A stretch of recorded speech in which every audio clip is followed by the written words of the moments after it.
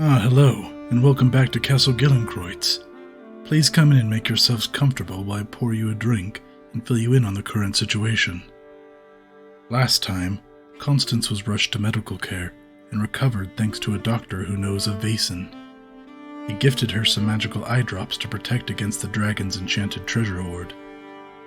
Meanwhile, the rest of the investigators entered the dragon's cave while the creature was occupied at the ironworks. Upon entering the lair, they beheld the immense treasure hoard and tried to resist its magical allure. The enchantment took hold of Robert and Galen, and they could do nothing except admire the treasure. Katrina managed to stay clear-headed and attempted the banishing ritual by throwing an iron dagger over the hoard.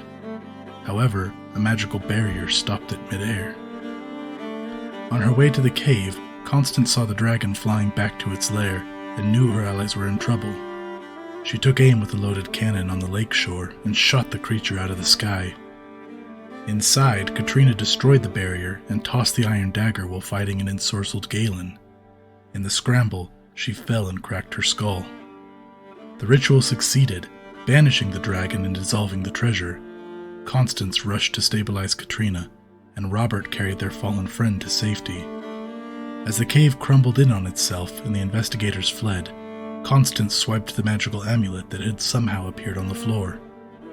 With a job well done, the investigators now head back to Uppsala for some well-earned rest. And this is where the story continues.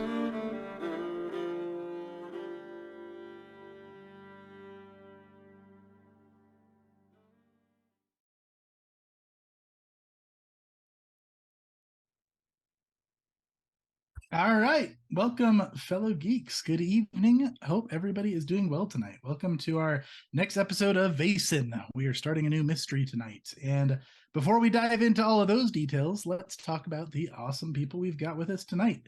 I'm going to, no surprise attacks tonight, Tori. Just kidding. You go first. Tell us a little bit about yourself and tell us about Constance. And why don't you also tell us a little bit about your progression and level ups since we did that off stream.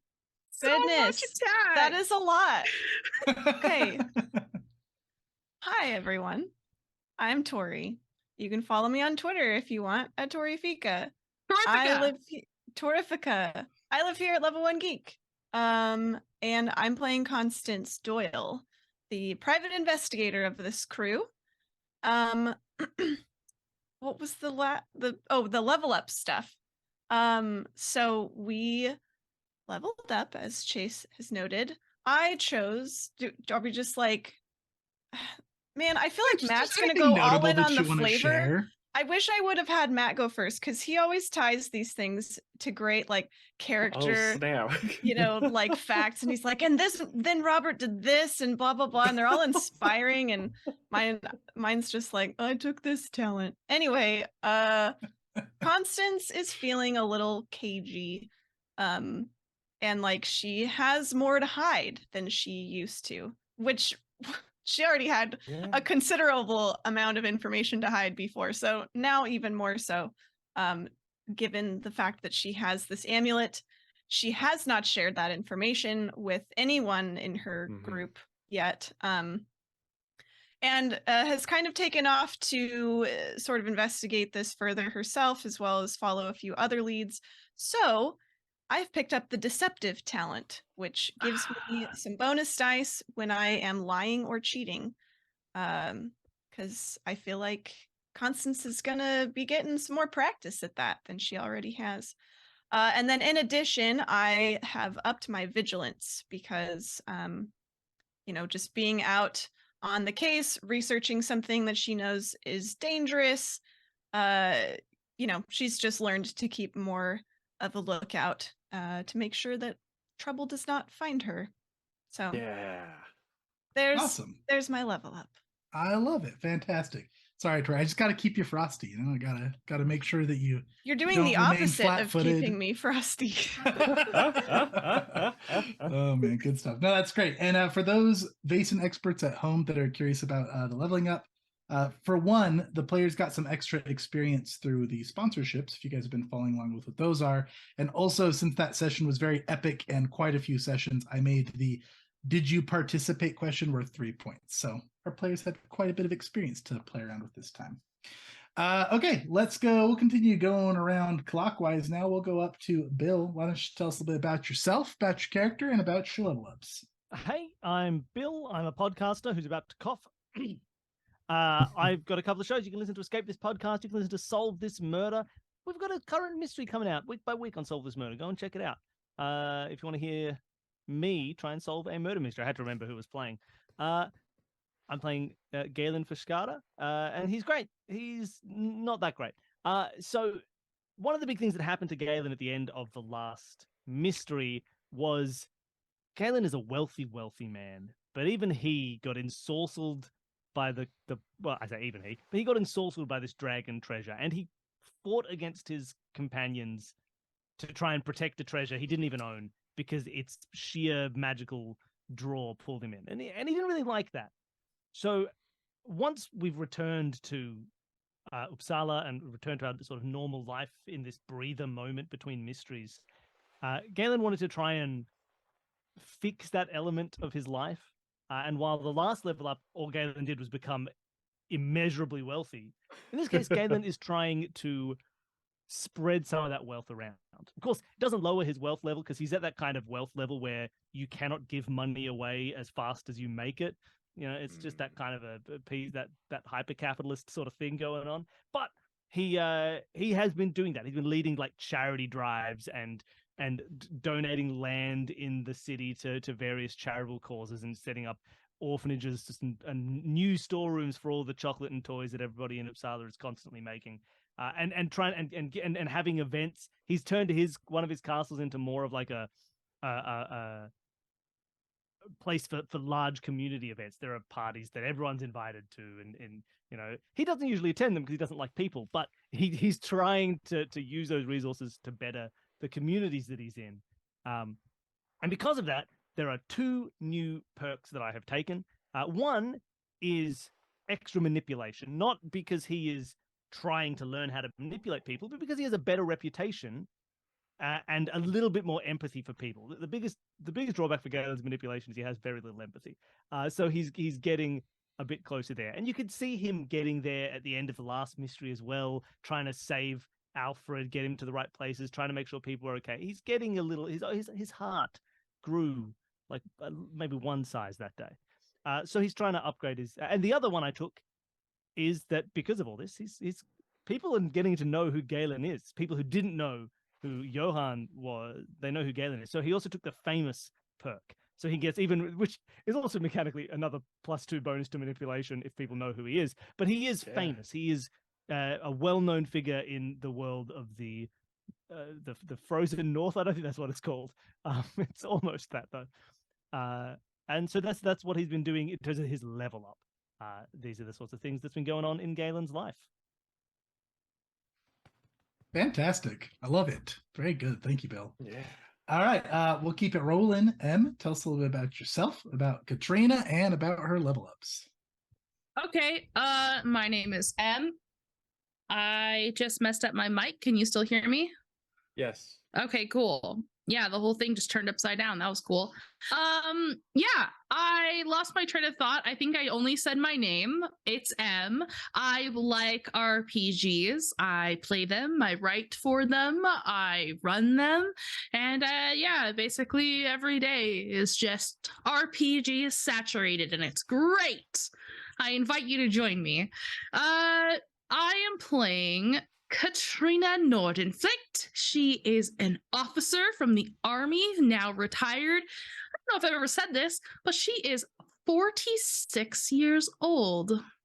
Yeah, she's getting up there in age. She's never had a true love before. I think I've said that before.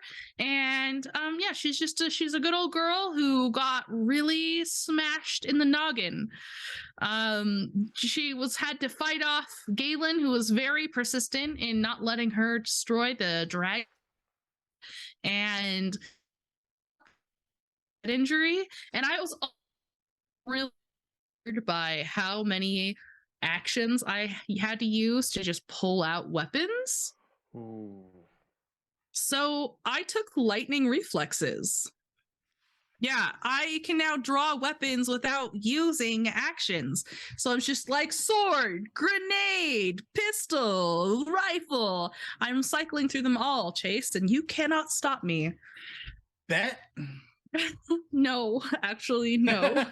And then actually I had a ton of points, thanks chat. And I was able to upgrade not only my medicine, but also my agility. Fantastic. Big spender. Yeah. Excellent. And I can't take away your ability to quickly swap weapons, so you don't have to worry. Unless it takes his hands away. Like I don't know.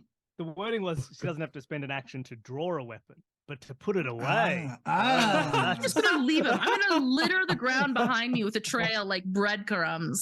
Wombat, my video might have been skipping a little bit. I had a notification in the middle of me talking that my internet was unstable. Hopefully it has stabilized.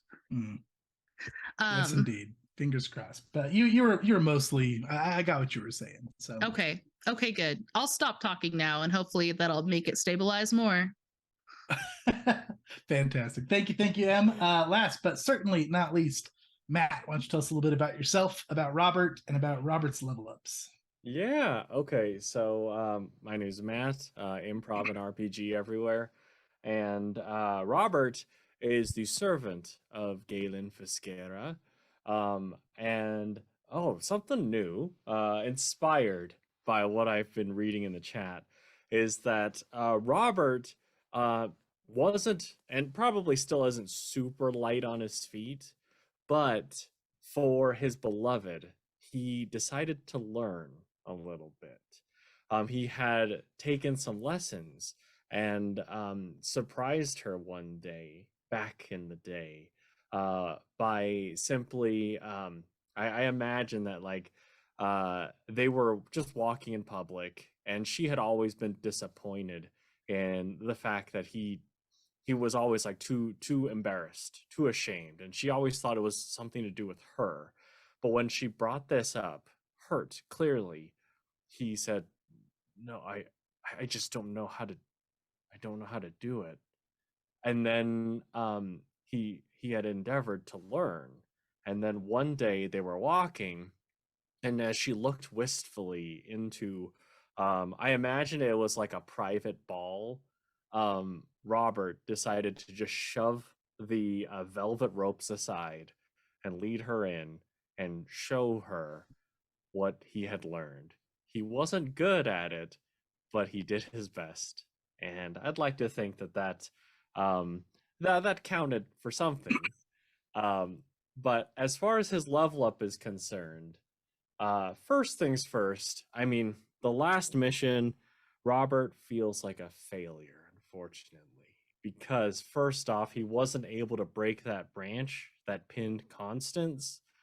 And so, coming back, he's been hitting the gym. That's just how he gets his frustration out. He's just trying to get as jacked and as yoked as possible. I'm increasing my force to 4, so that hopefully in the future that won't happen again. He's not going to fail to break the branch again.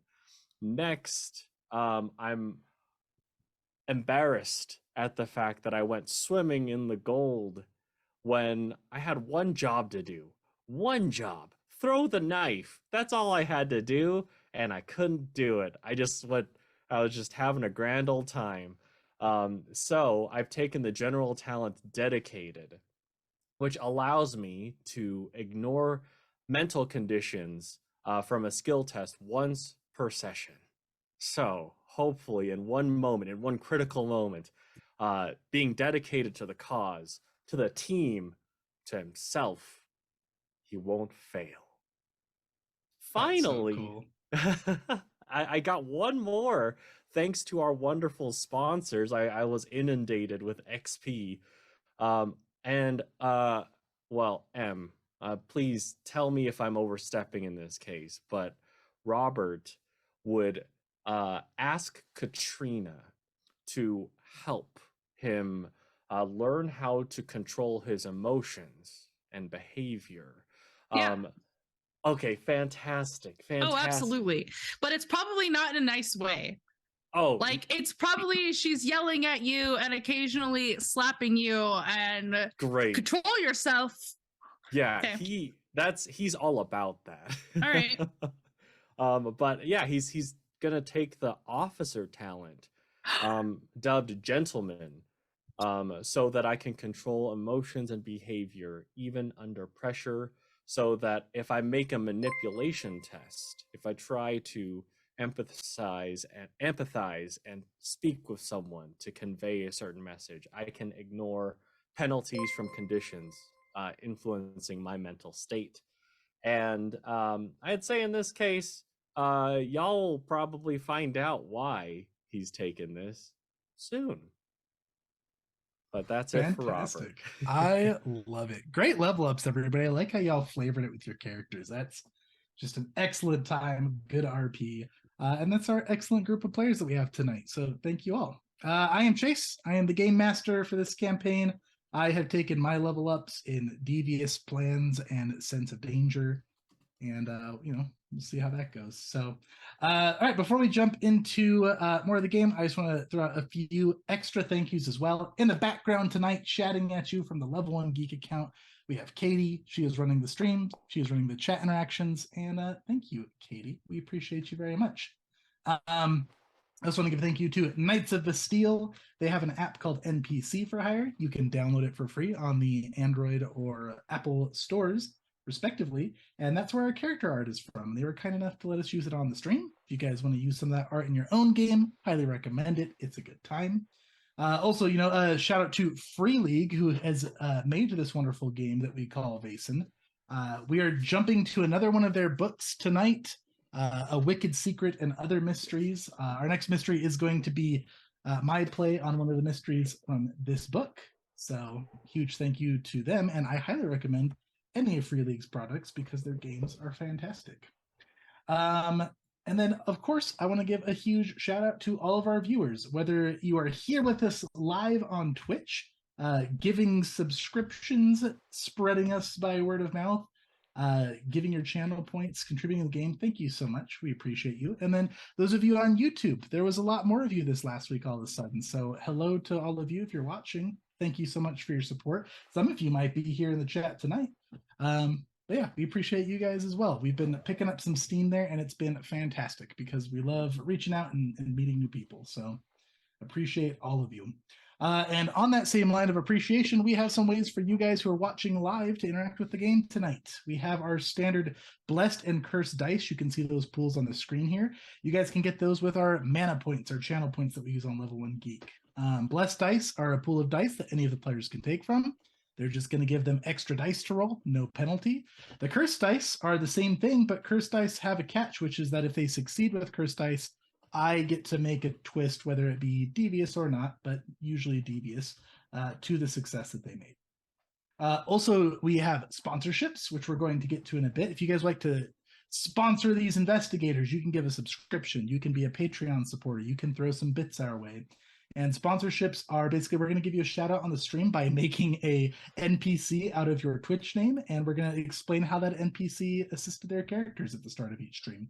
Sponsoring will happen on the next stream. So if you sponsor us today, make sure you catch the start of the next stream to see how we integrate your NPC character. Also, since this is a new mystery, we have the community goals up again to either add an adversary or add an ally. Chat, I see how you're feeling tonight. Already very sinister. We've got 20% towards the adversary, none towards the ally.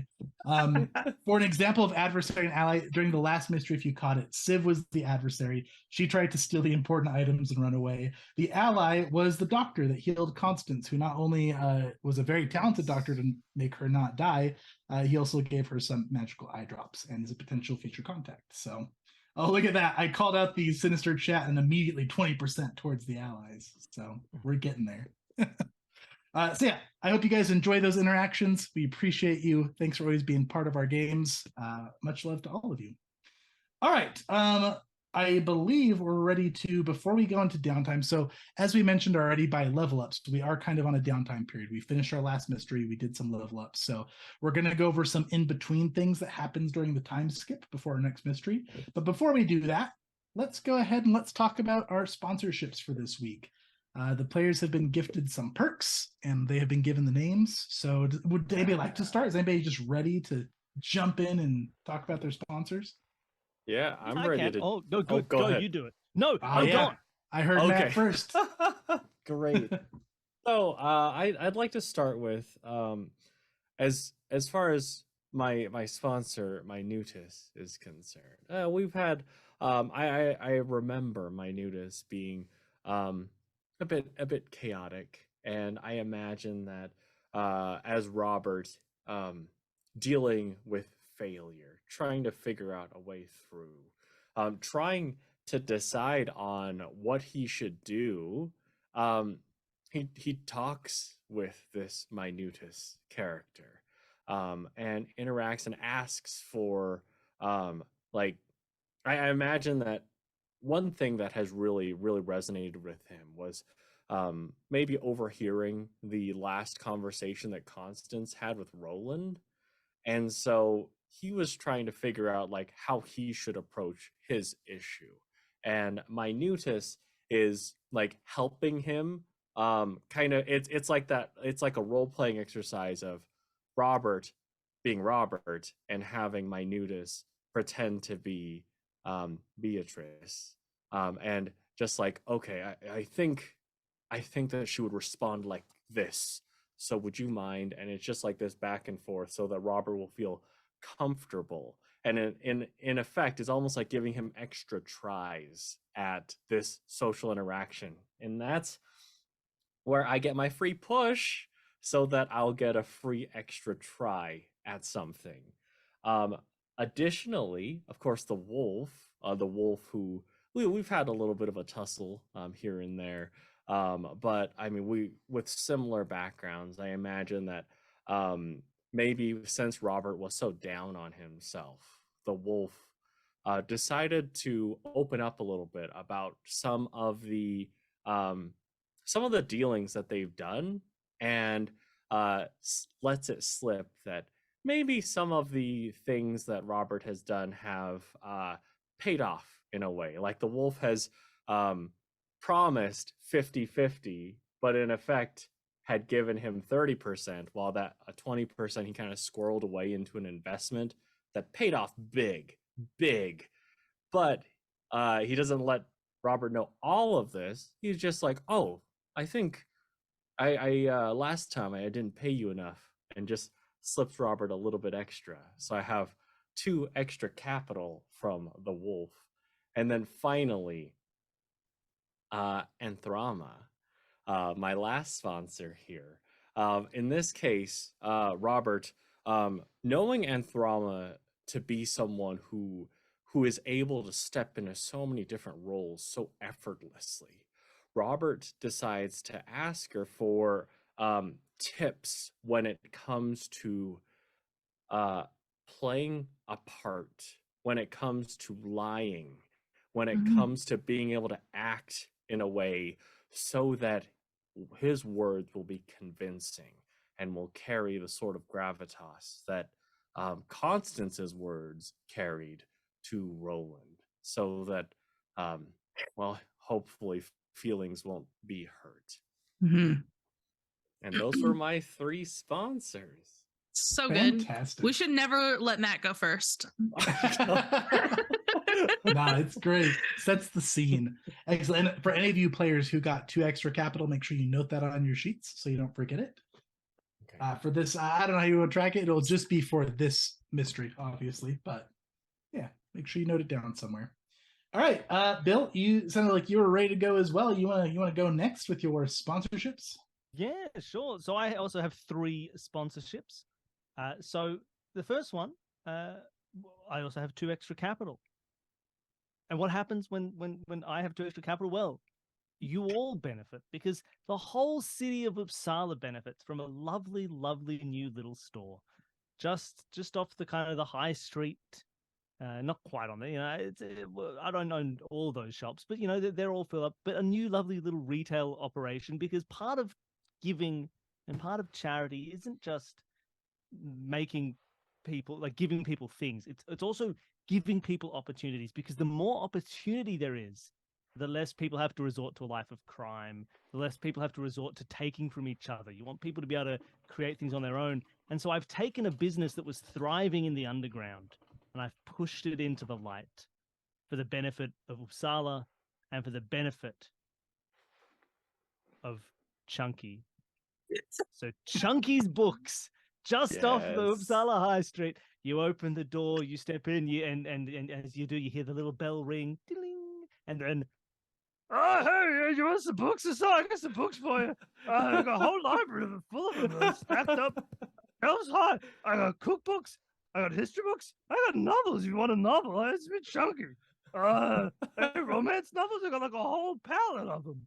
I just keep it at the back. You take one if you want it.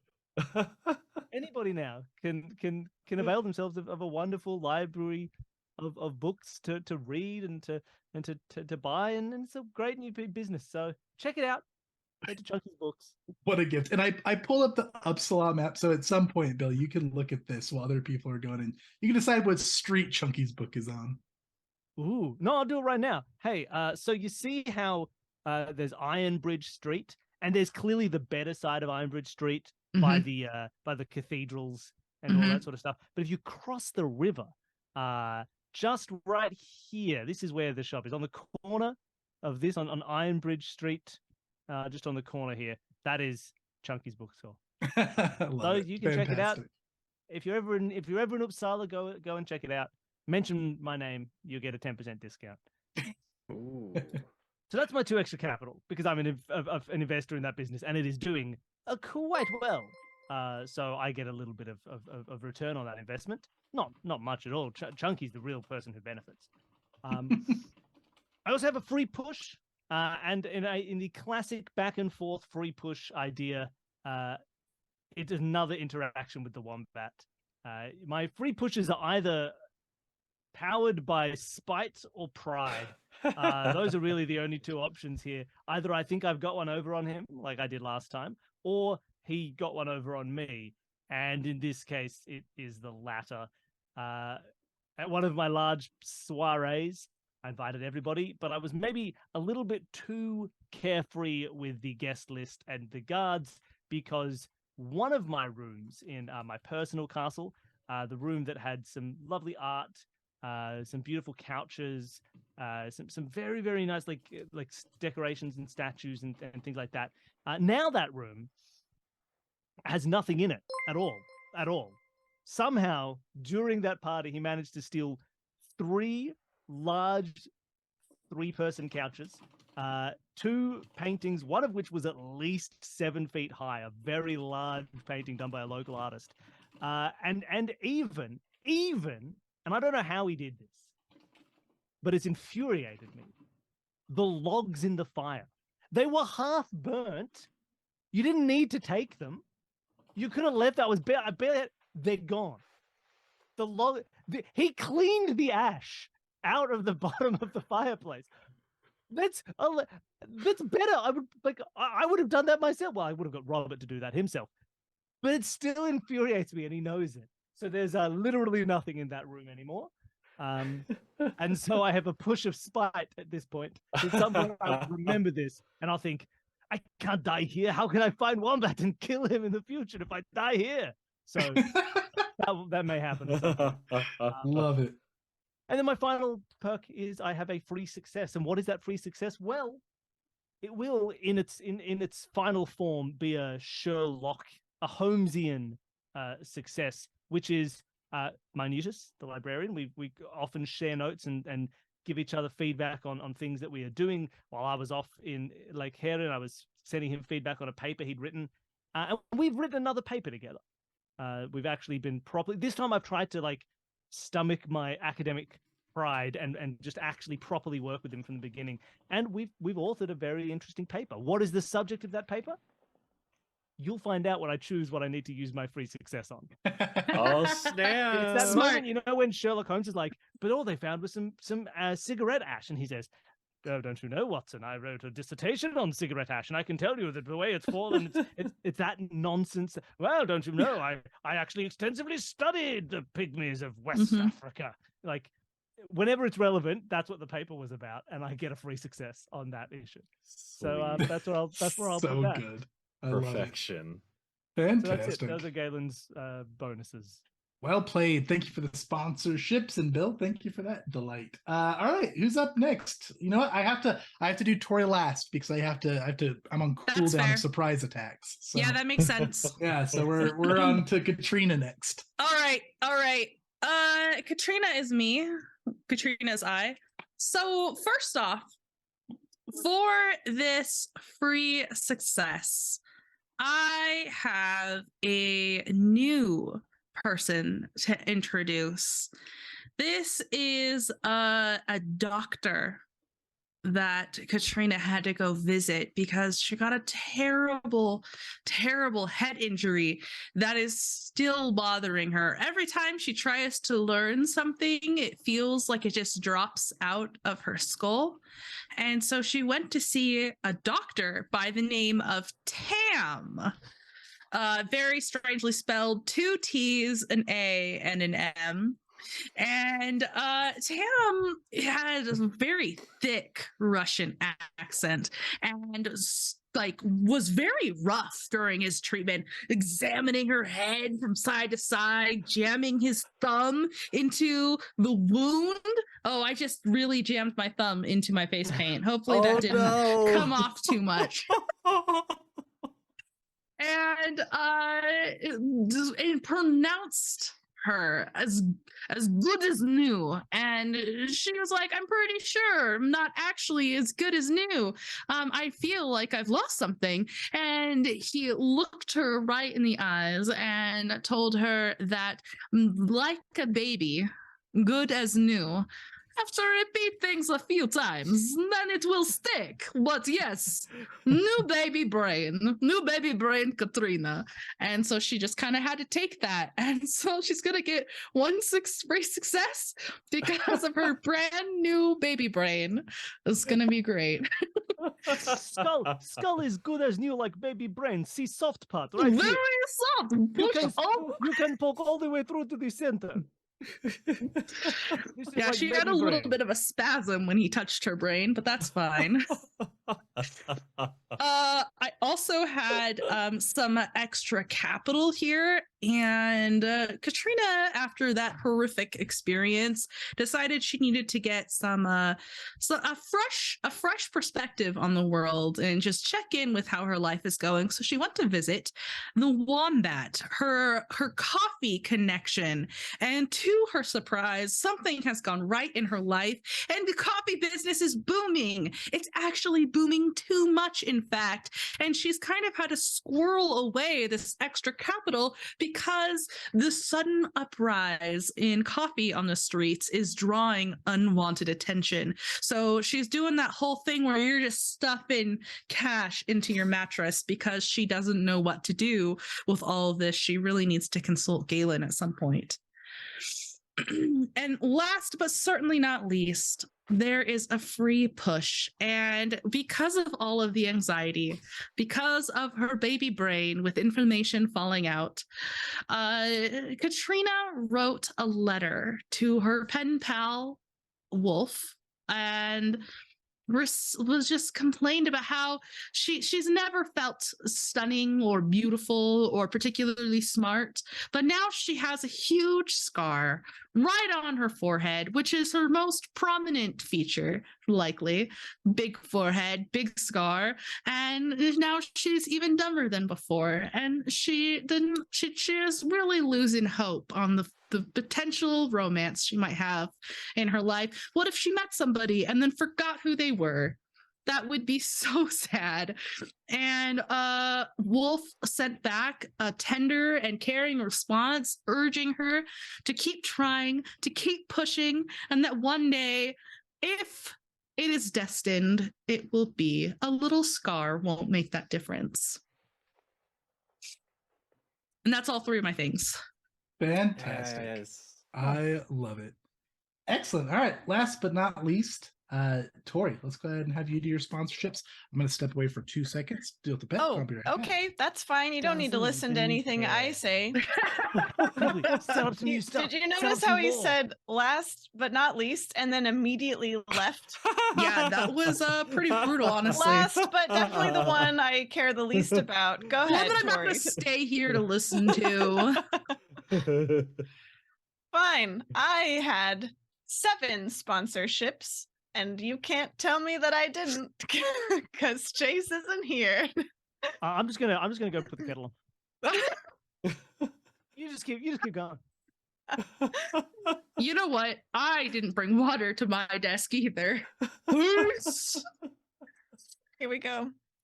Matt, Yes, you committing to the joke, or are you staying with me? I'm staying right here. I'm too entrenched in my workstation. If I stand up now, Matt, go ahead. I will take chat. time You've out. seen it here, guys. You've seen it. If we ever wonder who the most loyal person is to me personally, it's Matt. We have found that out. And I'm so glad all of you in chat, hopefully you're still around at least. And Katie, you at least are witnessing that Matt is the ride or die, and everyone else has left me in the dust. But Katie disagrees, maybe. It's debatable. Matt's motivations were also that he couldn't get out of his desk, so maybe True. that. Yeah. All right. Let's pretend we had a really good scene, Matt, and everyone missed it. That was amazing. Oh Chat. my gosh. Holy crap. Yeah. I had no idea. Oh goodness. It sounds like I missed something really big, and my FOMO is kicking in big time.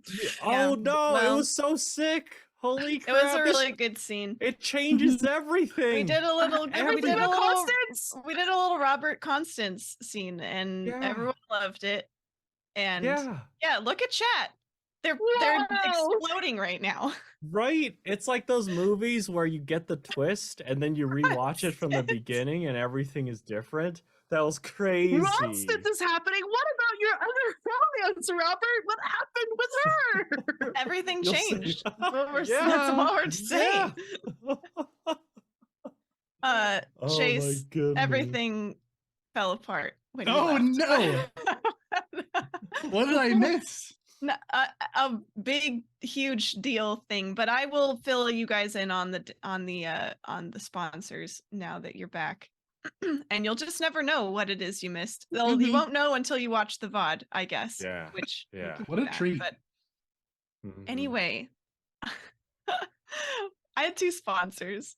I have a free push and some extra capital. So I think that Minutus sort of inadvertently provided Constance with some extra capital. She was actually just going to the library to do some extra research, and she's like really digging into the old, rare books, and she was flipping through a few manuscripts and things like that, and just opened a book that had not been opened in who knows how long, and found a secret compartment with some cash.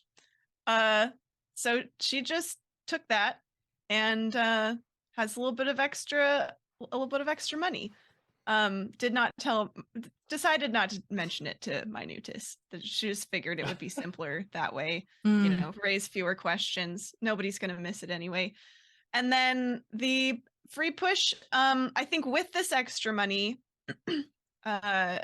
she decided to take a trip back home to England to visit her brother's grave.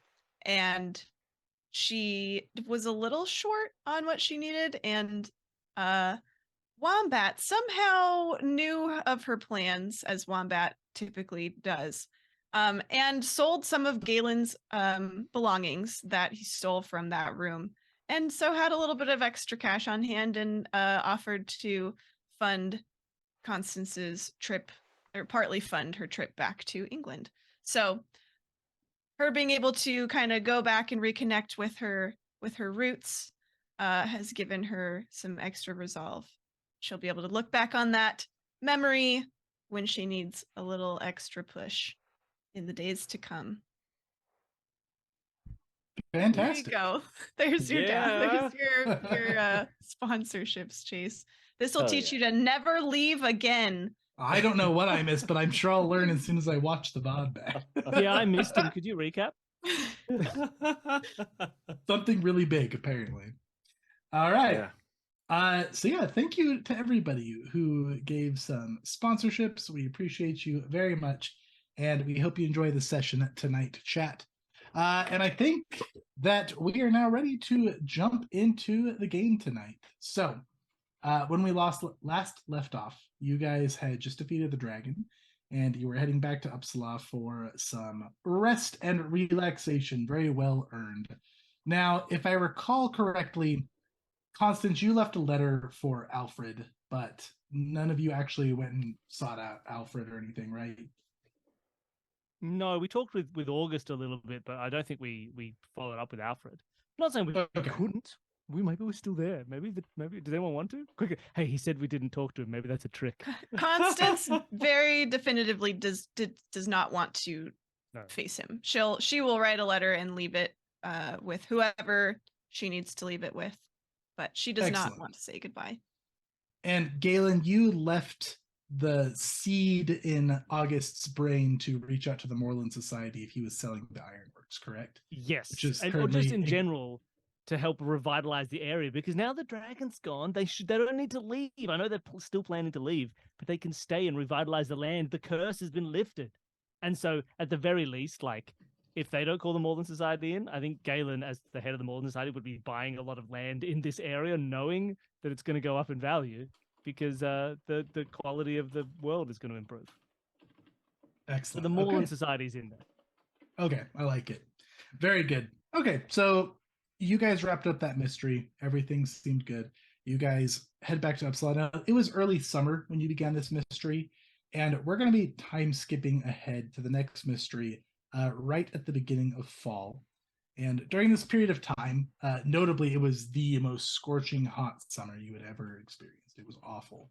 And since the dragon has been banished, it's still quite a hot summer, uncomfortably so even, but you feel a noticeable difference. You don't feel like you're sweltering in your own home nonstop anymore. And it's been a noticeable increase over that period of time.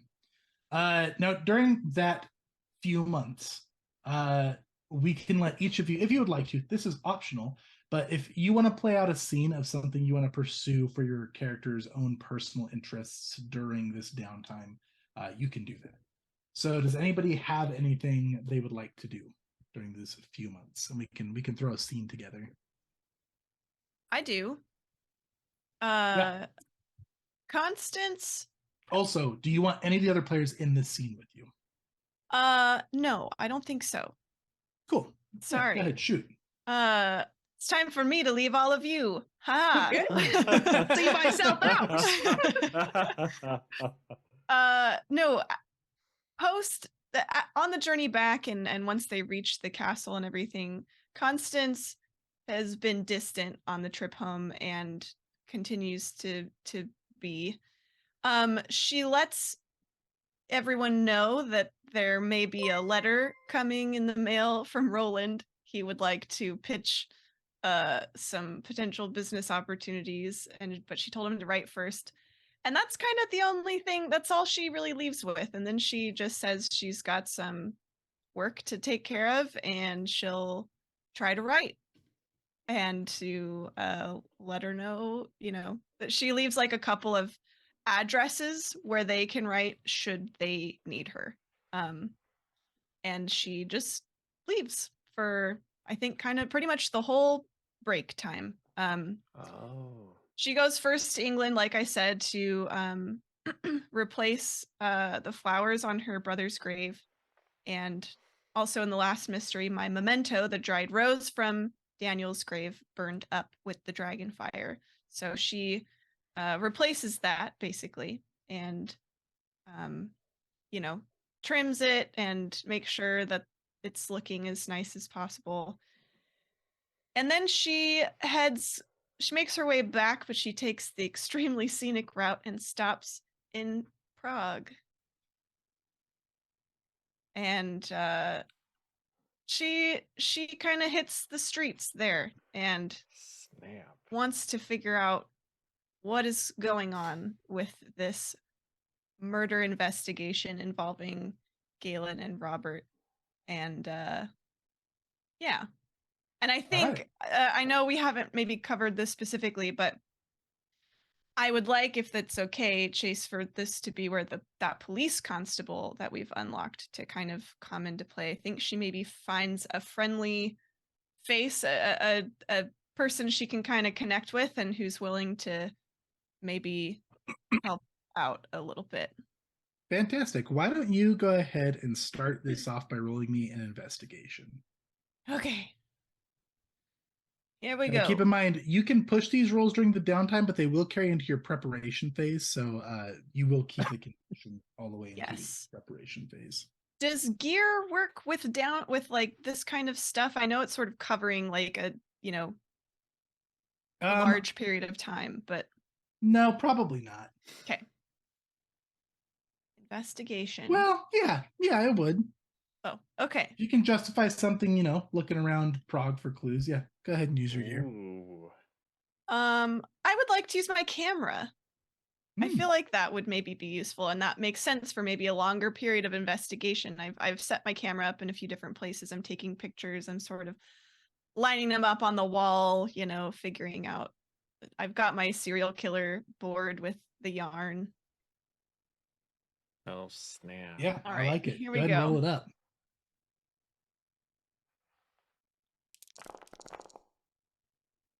Ooh, okay. It's one success. One success. Ooh. Do I need to push all from... you need. Okay. Yeah. Whew. All right. Looking around Prague, looking for clues, snapping photos. You stumble upon a familiar face. As you're snooping around somewhere, maybe a building that somebody directed you to, taking pictures, you are approached quite stealthily by Officer Larson, who is the police constable that visited your castle some time ago. Oh. Okay. And he'll clear his throat as you're snapping pictures. Constance, is it?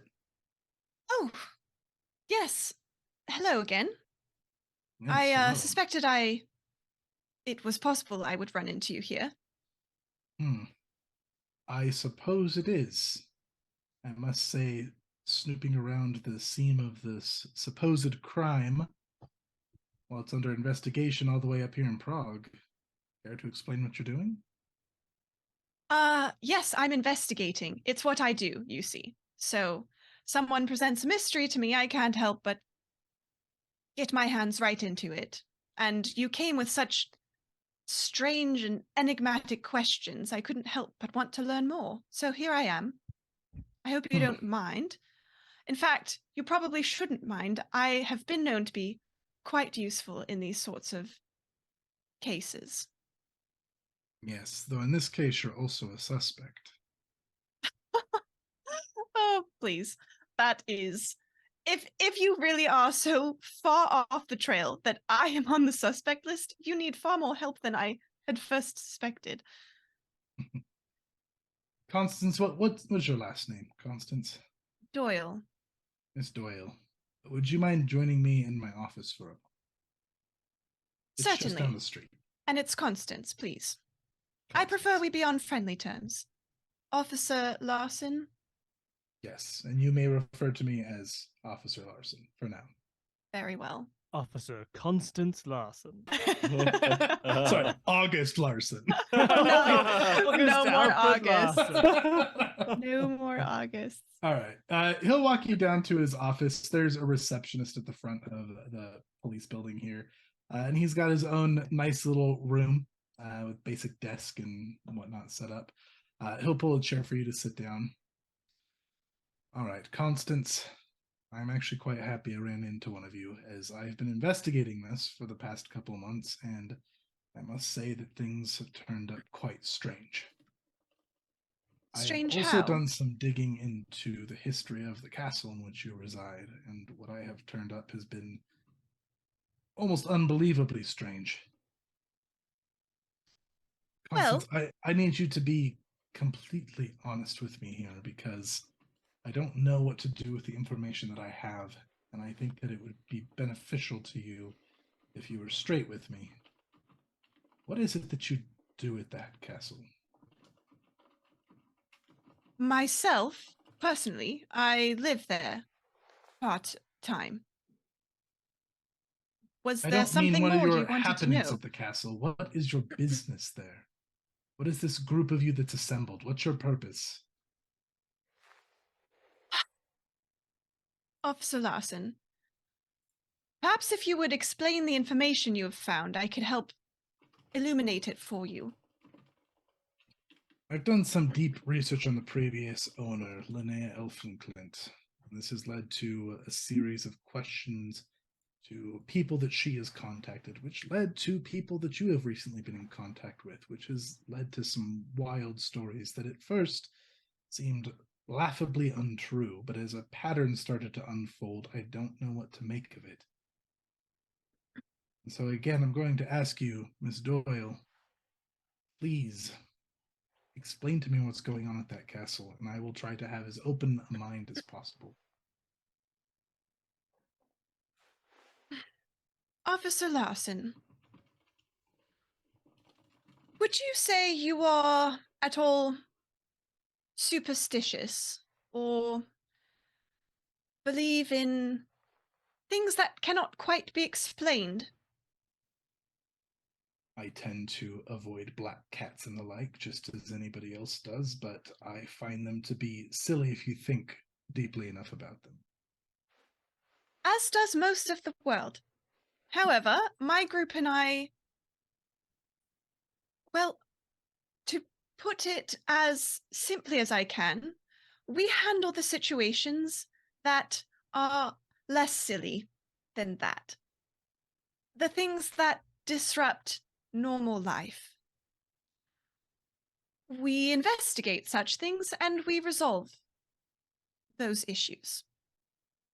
I really don't think you would wish to know much more than that, for your own sake, to be honest. But I hope that will suffice. We are helping people and we are solving problems. He stares at you for kind of an uncomfortably long moment. He pulls a drawer out, pulls out a pipe, lights it up, leans back, and just kind of looks at you ponderingly for a moment. She's gonna point. She's gonna meet his gaze and say, "While I don't believe you are quite as competent as I am, I do think you must have some investigative talent. Otherwise, you wouldn't have gotten so far. You probably remember some details about me, or at the very least have a physical description of me. What color does it say my eyes are?" He laughs at your competency comment and then looks up. I had noticed that, believe it or not. They're a different color, which They is are. strange. It is. It's also It not is. a natural color, and I don't understand how that should work. Well, there you have it. This is just one odd side effect of the last investigation we pursued. I Something see. that cannot be explained. Take this as a small sign that what I am telling you is true, and that perhaps that is all you need to know. So just to clarify, you're claiming to be some sort of supernatural investigator. Well, to put it rather plainly, yes, I suppose that is, in its roughest terms, accurate. That is absolutely insane, Miss Doyle. And what's even more insane is I think I believe you. Oh, I good. have gotten You're some, smarter than you look. or I'm very foolish. Listen, there's a lot of heat around your friends, particularly Robert and Galen, is it now? A name change? Yes. I can't say that that helped anybody's case. It's a long story that Tell him is about not the necessary. ghost girl. He has to know about the ghost girl. If what you're telling me is true, I want to believe it. I've seen some strange things, I've heard some strange accounts, and I'm putting a lot on the line by going along with this. But if what you do is true, you're stirring up a lot of commotion with people who are not as grateful to your services. I don't know if it's you or those before you, but there's been collateral damage, death, and a lot of things that don't look so good for the residents of that building. And if you're going to continue doing what you're doing, and if what you're doing is truly helping people, I'm going to hope to God that it is, that I'm not helping some kind of psychotic killers, you're going to need some of the law on your side. I'd like to help. If there's a way I can, I'd like you to let me know. And also, in exchange for this, if I am going to help you and drop this investigation on your friends, I ask that if anything that looks like it could be a crime is committed while you're doing what you're doing, I need you to come to me immediately and explain. That seems agreeable to me. All right, Miss Doyle. May we include the case files for this Prague investigation as part of that mutually beneficial exchange? He'll pull out another drawer and he'll pull out a big stack of parchments and he'll slap them down on the table. This is everything I was able to turn up on your friends. And I hope that they know that you're around here looking around. Take a look through it, and why don't you just take it? Excellent. I misplaced it, if anybody asks. I think you and I are going to be great friends. I Still- sure hope so. Officer Larson? For now, let's see how this agreement goes first. Let's just wait until Chase thinks of a first name. Oh, I've got a first name. Very well. I will be around Prague for a while longer, should you care to get coffee or... No, coffee's not around right now, is it? I guess in It Prague is. maybe it is. You never know about those Was crazy it outlawed in... Bohemians. All right. Coffee or dinner or whatever. As And- lovely as that sounds, I'm going to recommend you actually spend very little time in Prague at the moment. There's a lot of heat around your group here at the moment. That's very Rain check, sweet of you. perhaps. Maybe I'll visit I- Uppsala. Yes, you are welcome to swing by the castle anytime. And she'll scoop up the files and like pull up her hooded cloak because she probably knew that people were suspicious of them in Prague, and she goes shuffling off into the night. As you leave, he shouts out, Devin. You can call me Devin. What a charming name. And she'll give him a little wink and then shuffle off into the night. Excellent. All right. Do I get the gist of the case, Chase, with Yeah. like, as far as like, do I know what's going on with Galen and the Prague man and stuff? Yeah, so Robert, Galen, Bill, Matt, do you guys have anything that you would like to share on this case? He had pretty much everything that went down. The strange thing that happened is that there was 2 different people that were reported dead. And when somebody photographed the actual evidence of the murder, it was your previous partner, Galen. Yeah. I think the thing that you might be able to find out is, I think the biggest thing that would lead you to be intrigued with the mystery is, I think if you can get a look at the photo that has this the body that was killed, and this is quite a while ago that this murder that took place. I think that I reckon if with a proper investigation role, you may have a flashback to the man that Galen talked to right as we were getting on the carriage to head out to Lake Heron. Was undeniably the same Looked man the same. at the same age. Okay. So I think it's probably either you're tuned in enough to be like, that's the same dude, or you're like, maybe that's his son who looks exactly like him. but there's a weird thing that you've seen that man recently alive. And that's really the crux of the whole mystery being weird. Yeah, got it.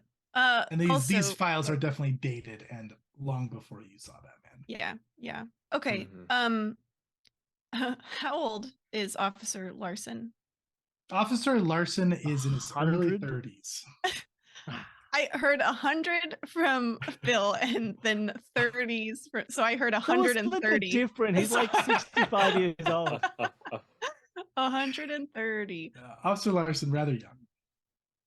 Or old for that time frame. People don't live very long, I don't think. So maybe that's No, they live forever. What are you talking about? The 1800s is so recent. All right. Okay, excellent. And so mechanically, Tori, for this downtime, since you took your trip to England, which was quite delightful, your trip was overall very pleasant.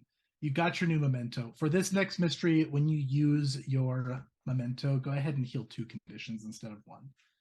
And also Lovely. notably, while you were there in England, you did hear word of potentially another society like yours that operates out of Britain, though you weren't able to find any more details than that at the time you were there. Okay. Cool.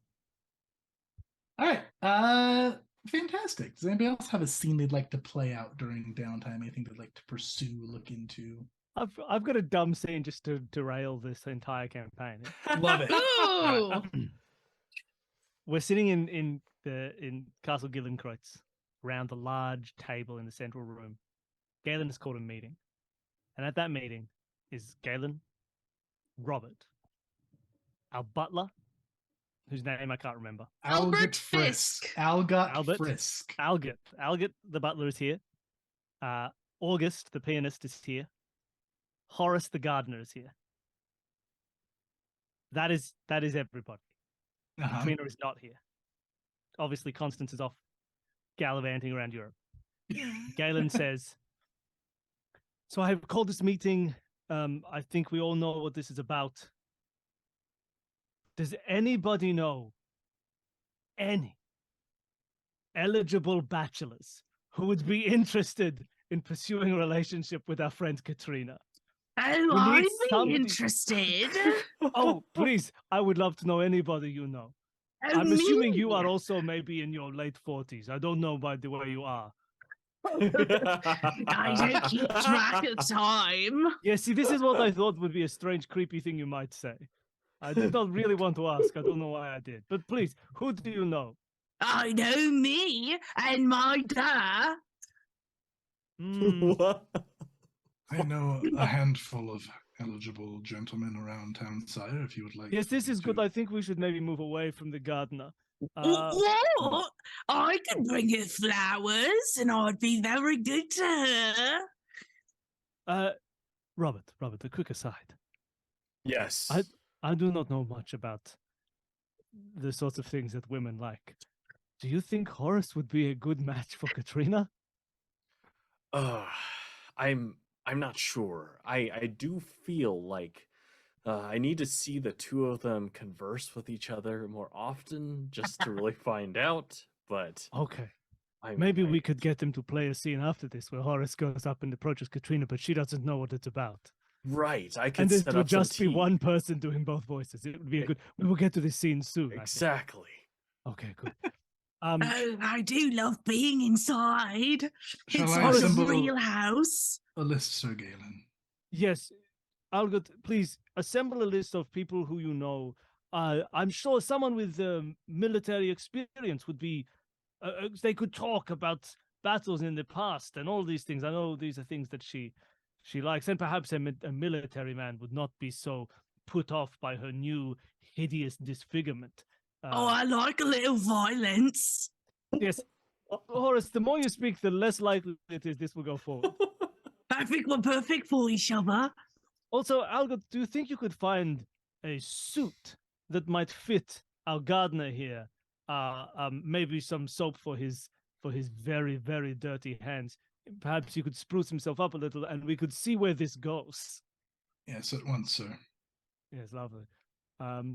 What about you, August? Surely you know fancy romantic people. You yourself are a musician, the fanciest and romantic of all professions. Can't say that I do. I'm from a small town, as you know. You found me there. Yes, and no one in this town was quite eligible. Oh, I must say, Uppsala is grand in size, but not in class all of the time. Some of the places I've played recently, they more ruffians than gentlemen. I'm so sorry. I do know they are looking for someone to play the piano at Chunky's bookstore to help bring people in. Mayhap you could inquire there. I'm working on getting my own place, so I don't have to reside in this castle that I can't afford any longer. So, any gigs I'll take. I thought you and Connie were doing it. He looks real The sad at that comment. romance. I thought you'd want to stay here so your paths could cross. He could put flowers on her pillow or warm bricks in her bed. I'm going to go put a set list together for Chunky's bookstore. Did you say warm bricks? Yes. You know, so that when she goes in bed, it's all warm. I once crawled inside of somebody's bed to warm it, but they weren't very happy, so I've been doing bricks ever since. I guess that's an upgrade. You just put them in the fire, and then you transfer them from the fire into the bed. One time, a girl didn't talk to me after that. Her house also disappeared. What? One time, she didn't talk to me after that, so it went from warm bricks in the bed to cold bricks through her windows. Speaking of fire, you guys have a nice dragon flame decorating your halls now in Castle Gillenkreutz. So if you guys, in case you missed it, what that is doing for you is all of you get one free push during your preparation /downtime phase, just because the warmth of this fire, it's lovely, pushes you all to greater heights. And as Horace is talking about his very romantic antics, you guys all have noticed that Horace has actually cleaned up a very messy part of the central courtyard of your castle. There was fallen pillars and vegetation. It was quite ugly. And it has now been trimmed up into a botanical garden with gorgeous greenery and fragrant flowers. And it is now a central courtyard piece to your castle. This was your other castle upgrade you guys purchased besides the police constable. And mechanically what this does is if you play a scene in here once per mystery, it heals 2 mental conditions. I'm going to edit that a little bit because I think since you're rarely going to be playing and getting mental damage in the castle, I will let, so it'll stand. You haven't seen how poorly this date is going to go. You don't know what I'm going to do. You can never count on Horace. You never know where he's going to go. So you guys can each use it once per mystery as is. If you're at the castle, you can heal 2 mental conditions. Also, once per mystery, I'll let one of you play out a flashback in the garden and heal 2 mental conditions. Oh, sick. And yeah, there's your botanical garden. So for those at home, some of these upgrades are secret and the players only get the flavor text to the upgrade and they have to take a gamble when they purchase it. And this is what they got, was the botanical garden. Excellent. Galen, anything else on this scene that you would like to play out? No, I think we've got some suitors lined up. I like it. Additionally, for you, what I have is you are reached out with an update about Alfred and August during this downtime of a letter of them thanking you, and they would like you to pass on the thanks to your entire group.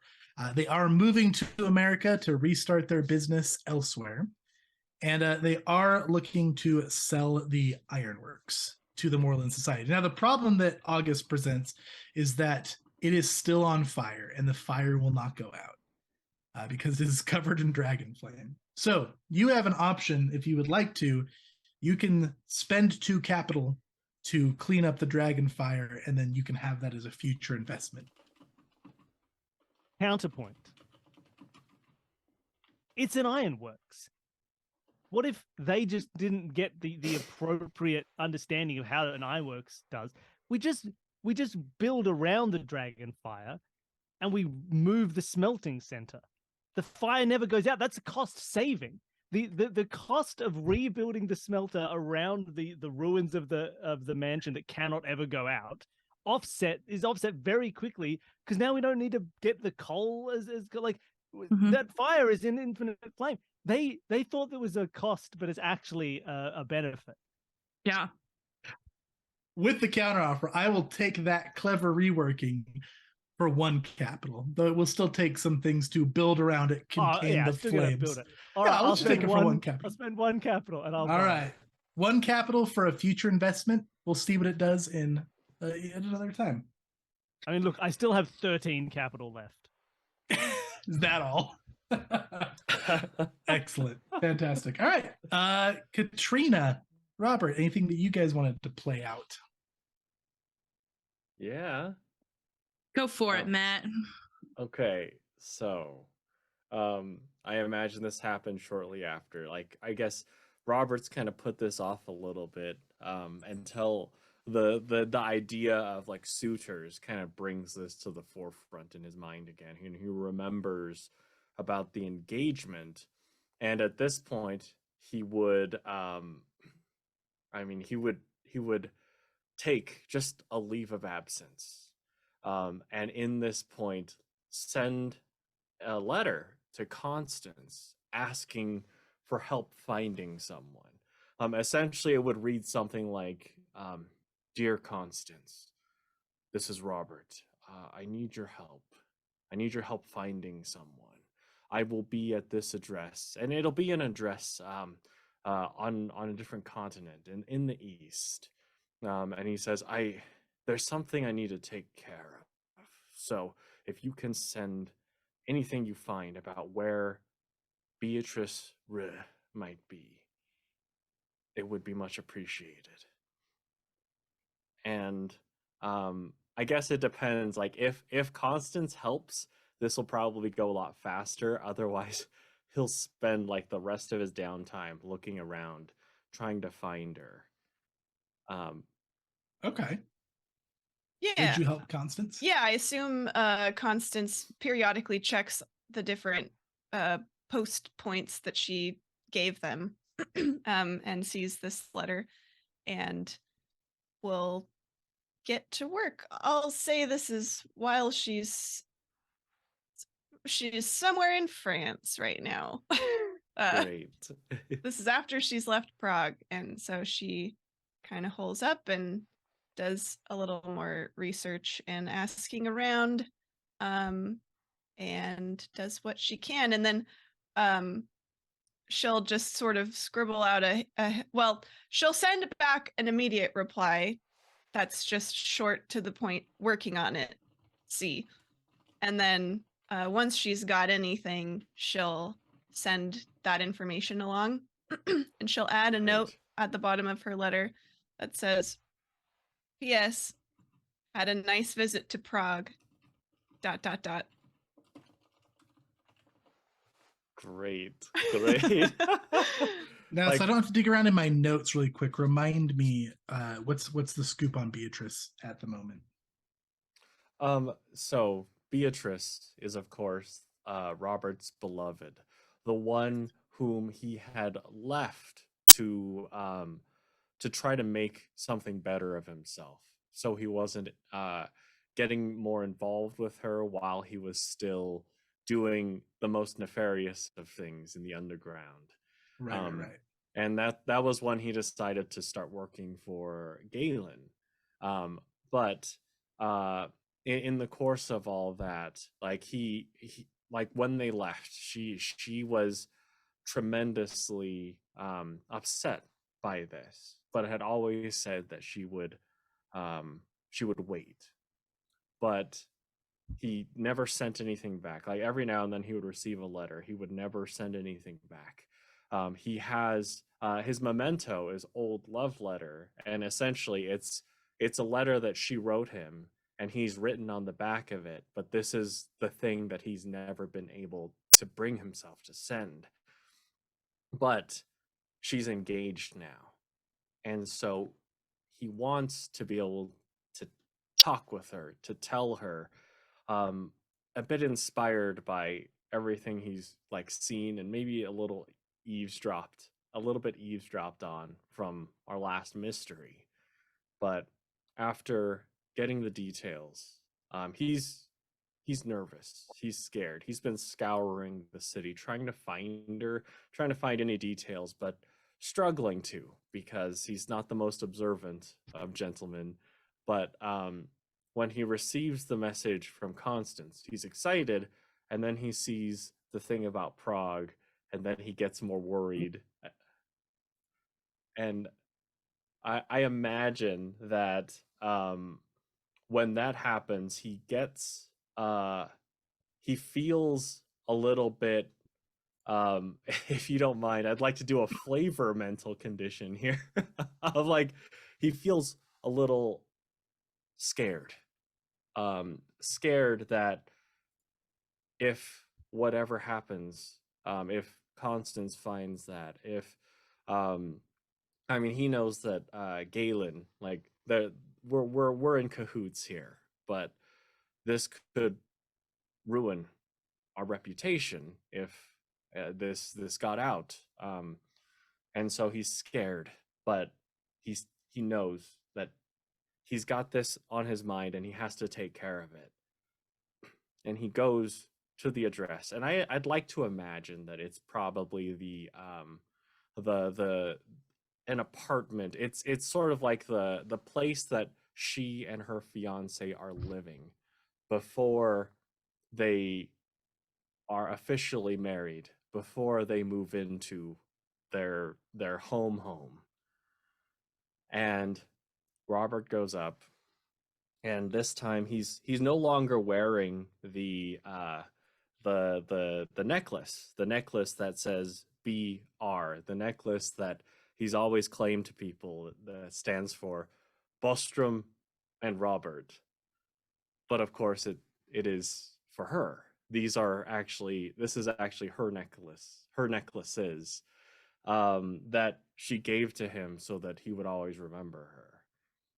But he knocks on the door, and I imagine that the fiance opens the door, and it's just Robert is a little taken aback. He just kind of sizes him up. They're just seething with jealousy. But he'll ask for Beatrice, if Beatrice is in. And I imagine the fiance is just the best guy in the world. Like, he'll just invite Robert in, just like, oh, an old friend? Come on in. And then Robert will sit down. And when Beatrice comes in, hearing that there's an old friend, she probably comes in with like just a little tray with a pot of tea and a few cups. And when she sees Robert, she drops them. And Robert immediately springs into action of habit because he's dropped so many teacups, teapots in the service of Galen.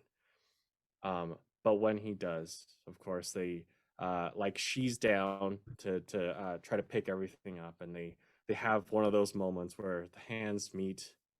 They both look up. They're staring each other in the eyes.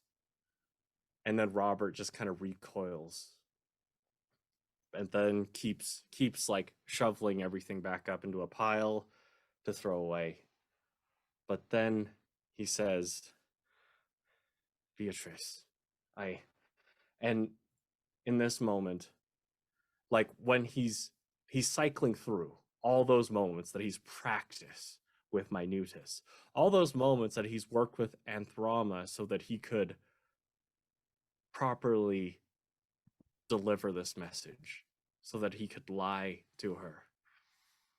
He's going to get angry at himself because that touch, that moment, feels like old times that he's turned his back on. And he says, I'm sorry, Beatrice. I'm sorry to come up out of the blue. I'm sorry I never said anything to you. I'm happy that you found someone, And I imagine at this point, with everything gathered up, the fiance, again, best guy in the world, takes the shards in the bag and says, "Oh, I'd better get rid of this so no one gets hurt." And that leaves Robert and Beatrice alone. And Robert says, "I'm glad you found someone, because I did too. I found someone, and I no longer love you." And I imagine that as he says this, she's like, tears begin to well up as she hears this, and she probably asks, like, why didn't you say anything earlier? And Robert says, "Because she's so much better than you. She's incredible." He's trying his best to push her away as hard as he can, to really push the knife in and dig it as deep as he can, so that there's no trace of him in her memory whatsoever. And this is hard. I imagine, like, right now, I've taken on the frightened mental condition. I've taken on the angry mental condition. And I imagine that, like, seeing that look in her eyes, thinking maybe this is the only person who will ever feel that way about me. I'm going to take the hopeless mental condition as well. But in the course of finishing this lie, he will throw the necklace back at her and say, "We're done." And I'm going to, in this case, use that talent that he learned from Katrina. Gentlemen, to control your emotions and behavior in social situations, so that in spite of the anger, the fear, and the hopelessness, he's able to deliver this with the mental punch it needs. He's good at physical ones, and this may be the only time he's ever delivered an emotional one. But with her crying, he will leave, recognizing, and telling himself, because feeling those emotions, feeling hurt, I'd imagine maybe even mentally broken, he feels like this is the only way. This is the only thing I can do, because just like Constance told Roland, when it comes to us, we see these creatures, we see these monsters. Anyone who doesn't would only be in danger. So we have to break these ties. And Robert will go back to the castle, no longer holding on to Beatrice. Oof. Bravo. What a beautiful scene. I love that. Well played, Matt. Thank you. Whether it be from some kind of odd closure or just stronger emotions tied to that memento, you also can heal 2 conditions from your memento this upcoming mystery. Sweet. And you guys can either do that at the same time, or you can split those up. So it can be 2 memento uses or 1 use to heal for 2 conditions. All right. Excellent. Yeah, thanks, Matt. That was awesome. Jumping back to you, Constance, as you are writing letters and doing investigations and helping Robert during your downtime. Maybe you're in a hotel somewhere in England. You pass by a mirror. You do notice that your eyes start to return to a mostly normal color. There's always little flecks of almost like embers in your eyes, but it's pretty subtle. And you can't help but notice whenever you touch that amulet that is currently in your possession, right? You are the one with the amulet. When you touch Yes. the amulet, it flares back up for about a day, and then will slowly recede back into just the little sparkles of embers in your eyes. Interesting. Do I feel with this amulet around? I think occasionally Constance will sort of test that connection like not she doesn't want to fully like activate it and like unleash any kind of magic, but she kind of just wants to and this can just be flavor, but she's kind of just experimenting with like what it seems to like respond to, like as she sort of reaches out for it, like mentally, like she just kind of is trying to gauge like how to maybe use this more intentionally and more like in a way that is not completely out of control and will explode everyone around her. So Yeah, as far as using it, if you ever try to use it, you feel like you can't. It almost feels like every time you used it in the past, it feels like it has to open a window to you to be able to draw from its power. Though, as you experiment with it, every time you acknowledge it, you get this feeling of connection to that of like if a child was to just latch onto you with a hug and not want to let go, as if it just has this deepest love for you. And it gives you kind of a similar warm feeling in your chest of love and admiration. It almost feels unsettling because it's not anything living, but it has that strong of a connection with you whenever you seem to divert your attention to it. Okay. Excellent. All right, Katrina, any scenes that you would like to play out? Yeah, but I'm a little intimidated to follow up Matt's scene, but I'll go ahead and give it a whirl. Yeah. So I imagine that this is close to the end of our free time. And Katrina is out practicing in the garden with Robert. So Robert, if you don't mind joining me in this scene, they're sparring. She's got her jacket off. She keeps slapping you right in the face, trying to get you mad, but like keep your guard up and keep fighting with a clear head. Right. Absolutely. And she notices two someone's actually approaching from behind you, and she loses her focus at the sight of Horace in a tattered suit and an old man next to him who is like very close. This is Horace's father. Galen, would you like to play Horace's dad? Oh my gosh.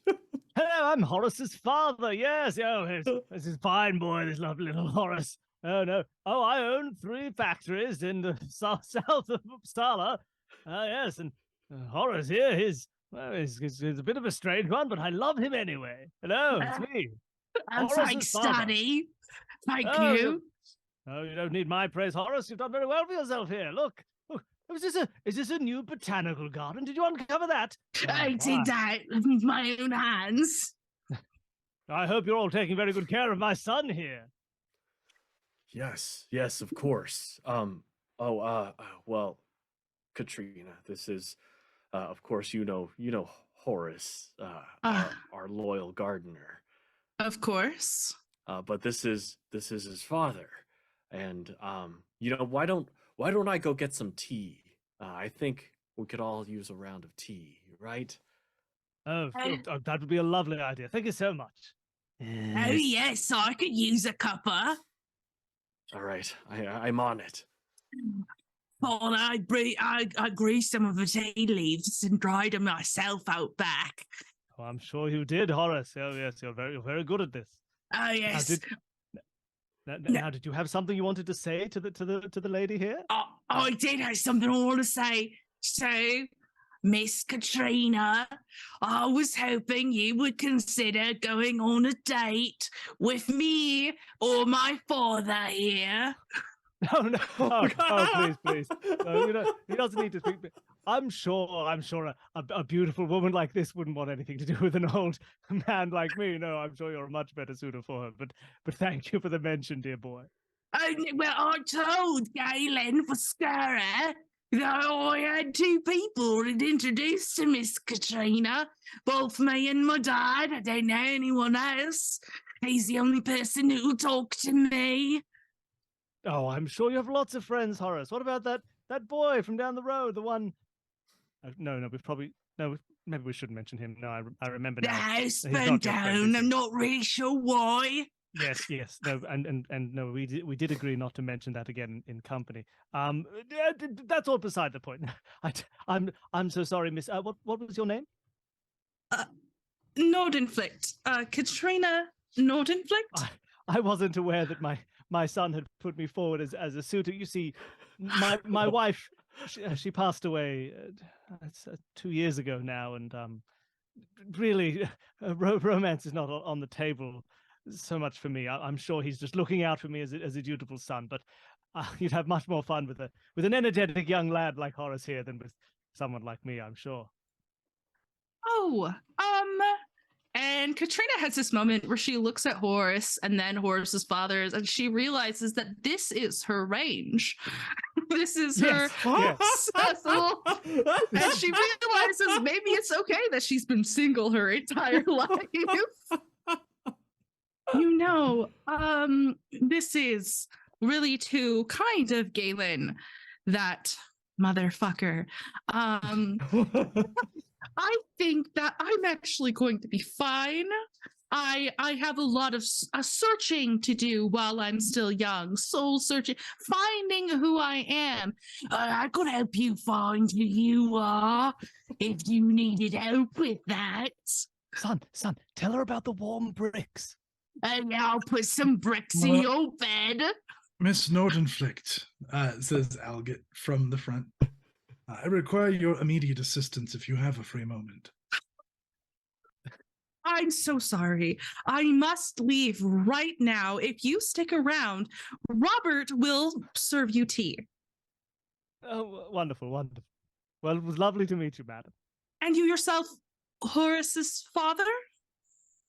Yes, my name is Horace.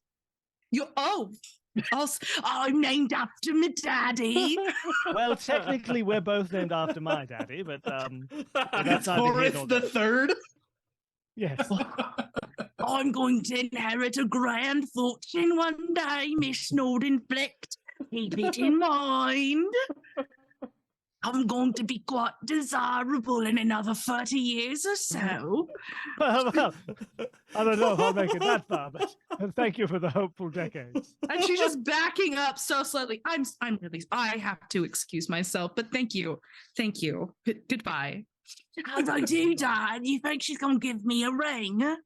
I think she may well. You did very well, son. Oh, prepare the bricks. Just remember, never take no for an answer. They say it to be coy, but you've got to push through and continue on and pursue, and that's how I got your mother to marry me. I understand. That's what romance is. Yes, I proposed to your mother Romances are the 118 times, and she said no, but she only said no 117 times. The 108th time, she said, sure, it'll shut you up. So I love that story, Dad. I tell it to everybody I meet. Algit leads you into the library and pulls a little book off of the desk, holds it up to his chest. I was helping Lord Horace prepare for his presentation. I tried to tailor that suit to him, and while we were cleaning him up, I heard of his most unusual habits and romantical tactics. So anyways, I decided to put this together for you, and he hands you the book. This is a list of suitable bachelors around Uppsala with their schedules and some information that I know about them. Of course. Was this Galen's doing? Yes, ma'am. Of course. Thank you. And I'll be needing one more thing from you. Anything, madam. An iron lock for my door. Yes, of course. We'll have one installed right away. Thank you. And it is to remain locked at all times. Yes, of course, madam.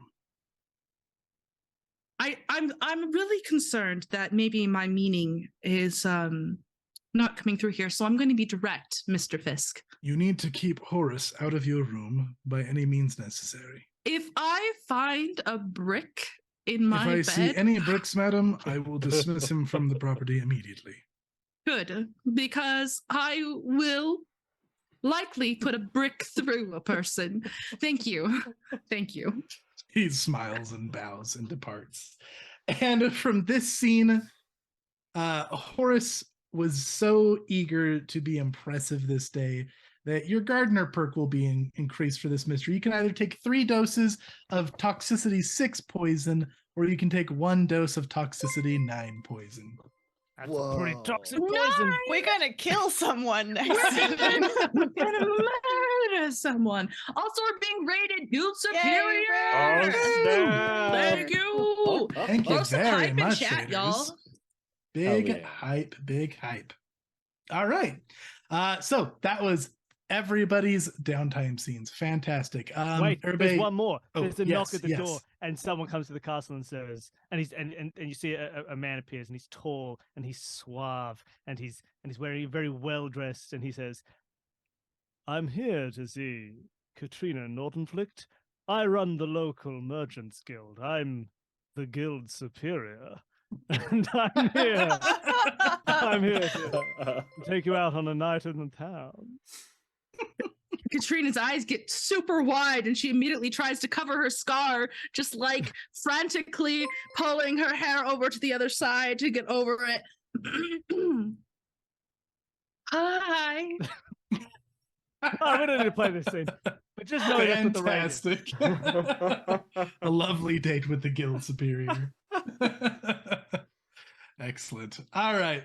So it has been about 3 months of downtime since your last mystery. You've all had some time to take care of business.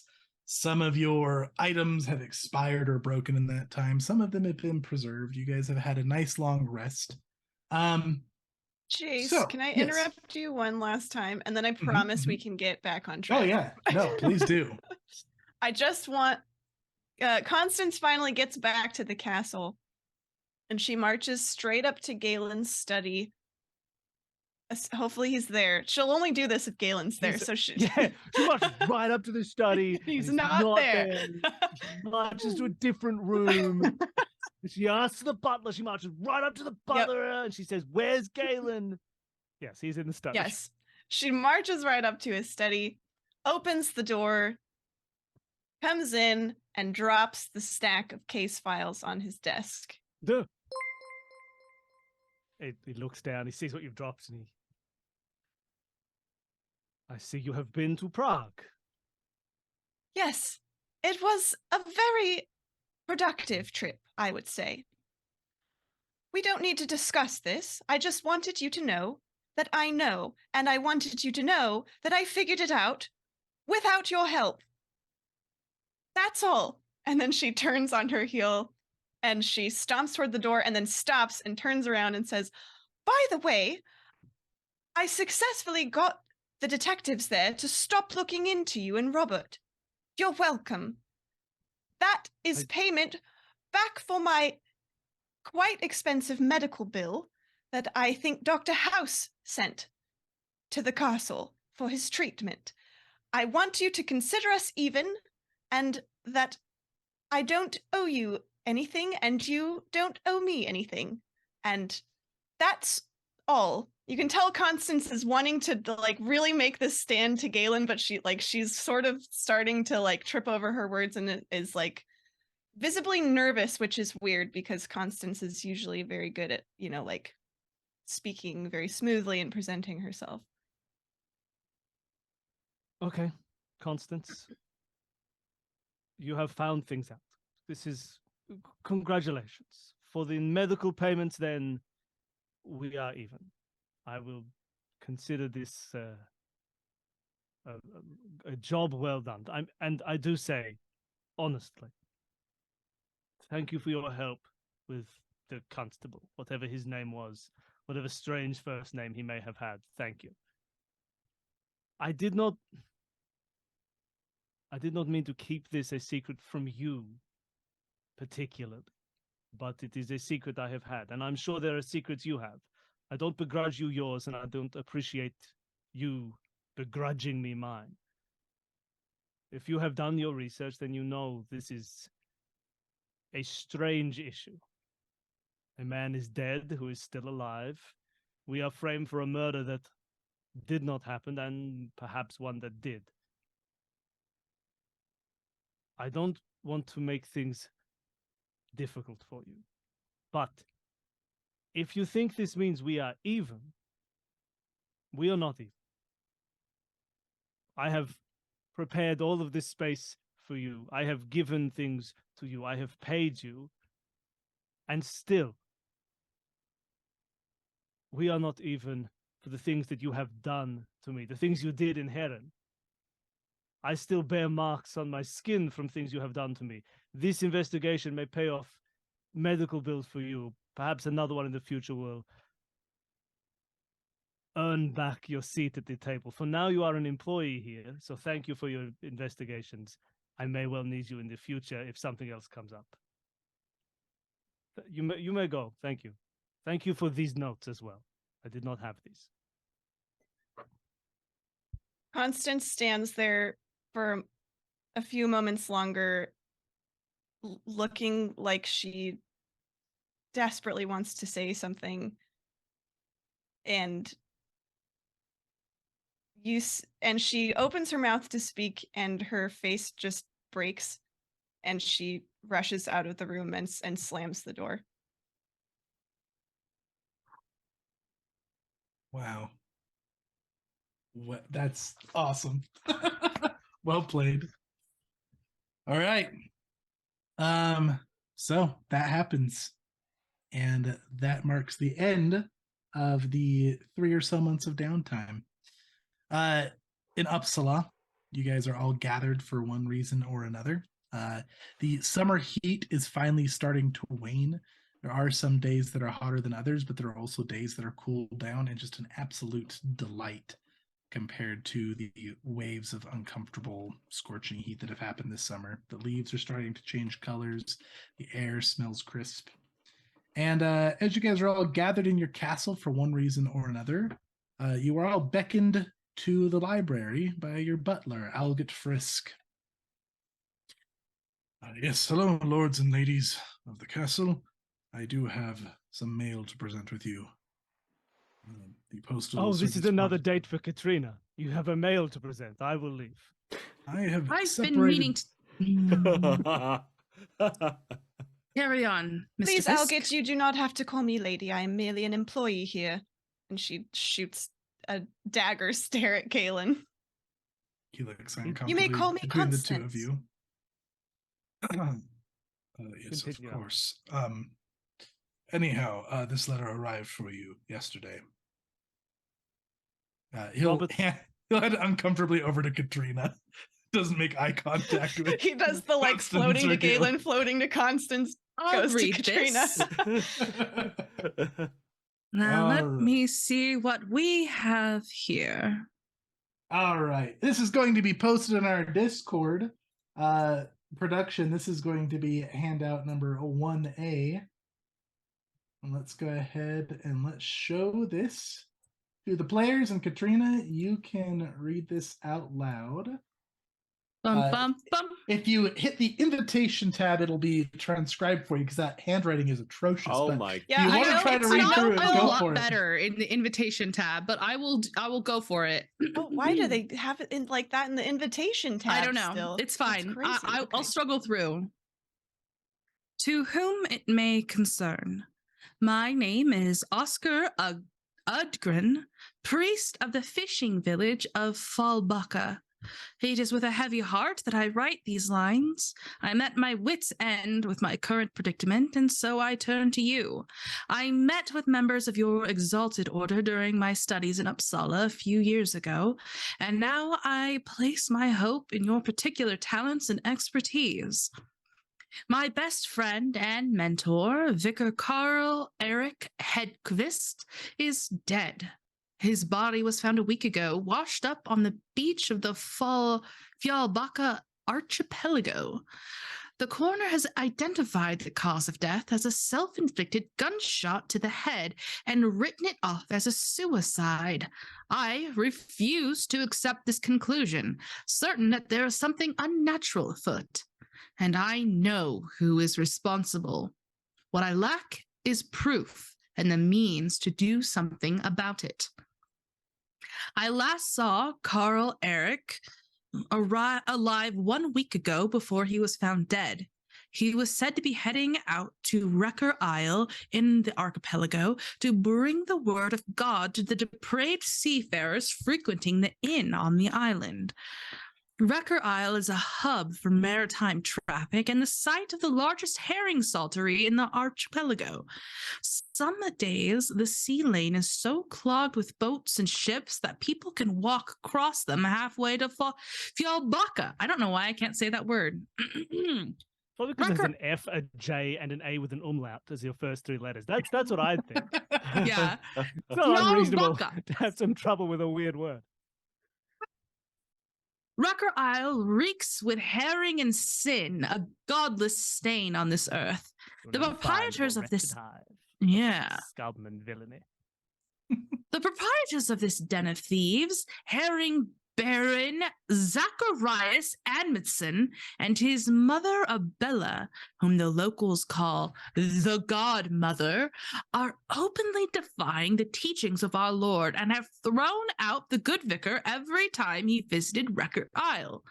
I am convinced that the herring baron and the godmother, along with Zacharias's feeble-minded but dangerous older brothers Paul, Pete, and Pace, are doing the devil's bidding and are to blame for Carl Eric's untimely death. I shall go to Wrecker Isle to find proof of their guilt and face these henchmen of Satan face to face. I require your assistance in this perilous adventure. If you cherish your God and wish to help his humble servant in his time of greatest need, meet me in Fjallbacka at your earliest convenience. With warmest regards, Oscar Udgren. All these people immediately think everybody is worshipping the devil. When will someone send us a letter in which they do not say the devil is to blame? Maybe one person could blame a single other person. Everybody is always blaming Satan. I do not enjoy this. Or Satan worshippers. Satan is really getting a bit they're old. worshipping Satan. Maybe they're just bad people. Clearly there is organized crime on Wrecker Isle. It's not clever. Like, it's getting old, this. It is. Mhm. Maybe they should understand real theology and leave all the devil things to the peasants and maybe just talk about, I think my friend was murdered. You don't need to bring the devil in.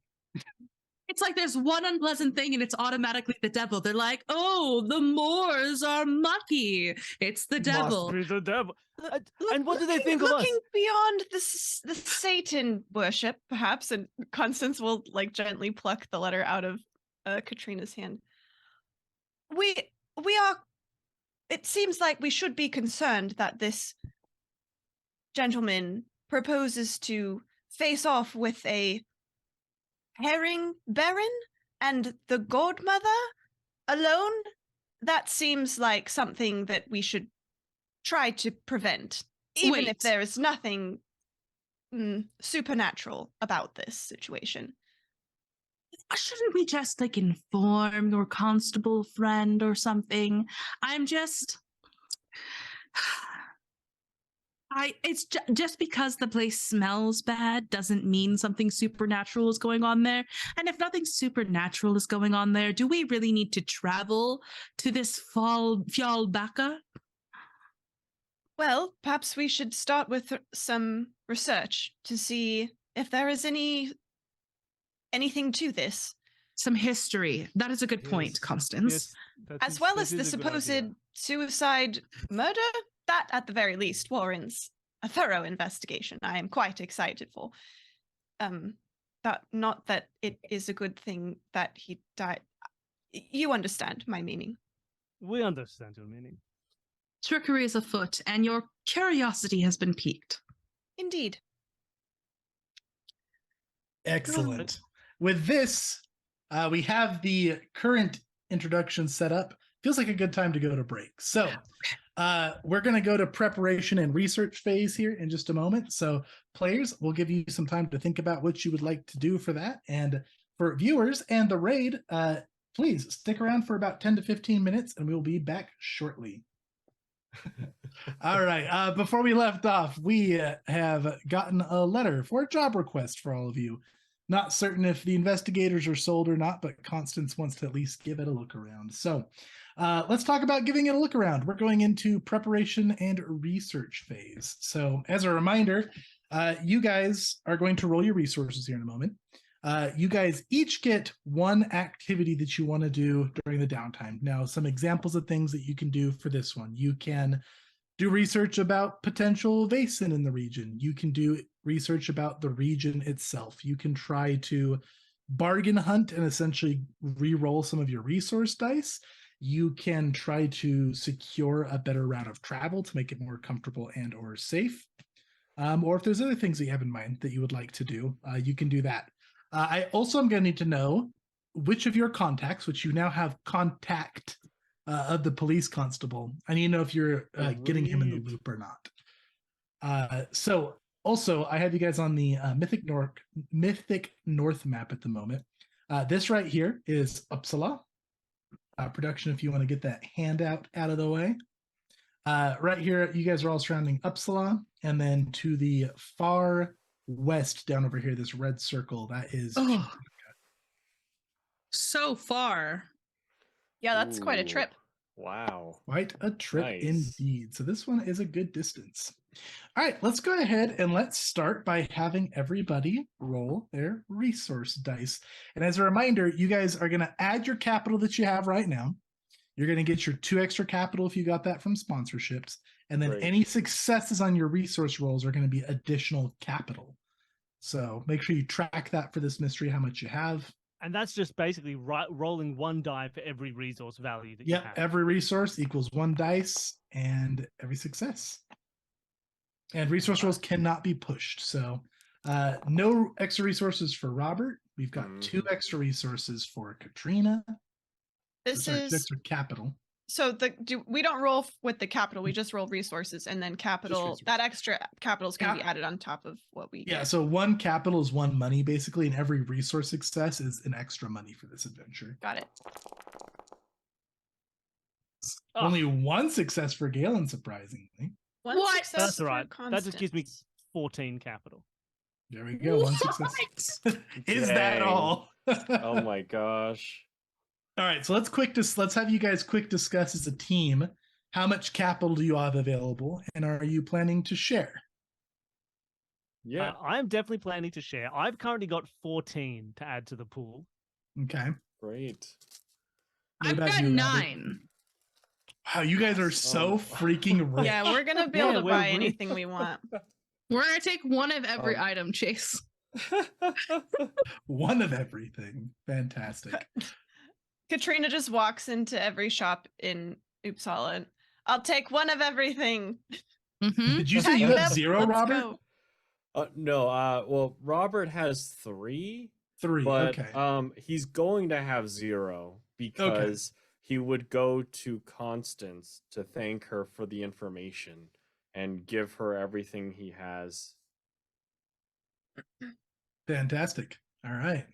Constance, what about you? How much do you have with your +3 from Robert?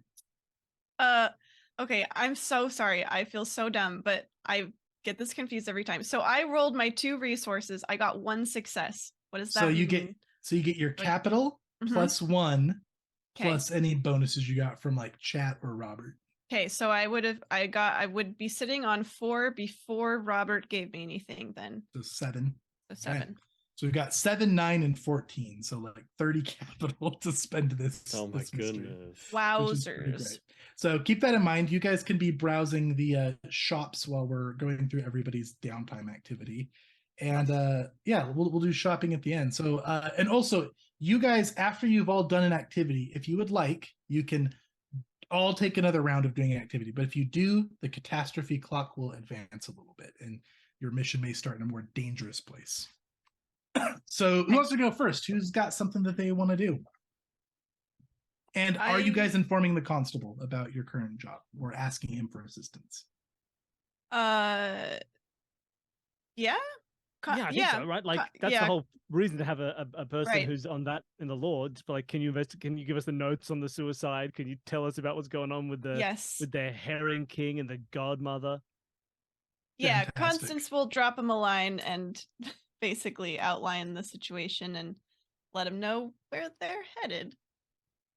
Okay, I like it. All right. What activities are you guys doing? I mean, I've got a fairly simple one, which is the classic Galen bit, which is we want to find out what kind of supernatural stuff is going on in this region, whether it is something that we should, as specialists, go and deal with. I'd like Excellent. to do research into Fjalbaka and or anything else weird going on. Whether people are like, I hear the godmother's made of seaweed and eats children. Like, there you go. That's a Vaesen. Like, we'll figure it out. May I Excellent. assist? You may. So assisting for you would just be doing the same thing. So you would also be rolling your own investigation roll. All right. Or I was hoping to learning give roll, a rather. bonus to his instead of rolling my own, but I will roll my own. Cool. So for both of you, are you specializing on the area itself or potential Vaesen in the area? Well, maybe we should split it up. Maybe I'll do look the at area any- itself. Yeah, you look at the area and the geopolitics, and I'll look at the Vaesen and the theopolitics. Excellent. That's All right. investigation, right? It is Learning. learning. So, Oh! Katrina, as you are studying after your recent injury, you're just having a very hard time focusing. You're finding reading and everything a lot more difficult than it used to be. I'm just going to right out the gate. I'm going to trigger your defect, which stuck around last time. We didn't mention that Constance's insight fell off, unfortunately, and Katrina's defect stuck around. So, Okay. so I'm triggering that, which means you're going to get -2 on this learning roll. And if that puts you to 0, you're going to roll 1 dice with disadvantage. I will roll 1 dice at disadvantage. Wait! How many blessed dice do we have? You guys have 5 blessed and 7 cursed.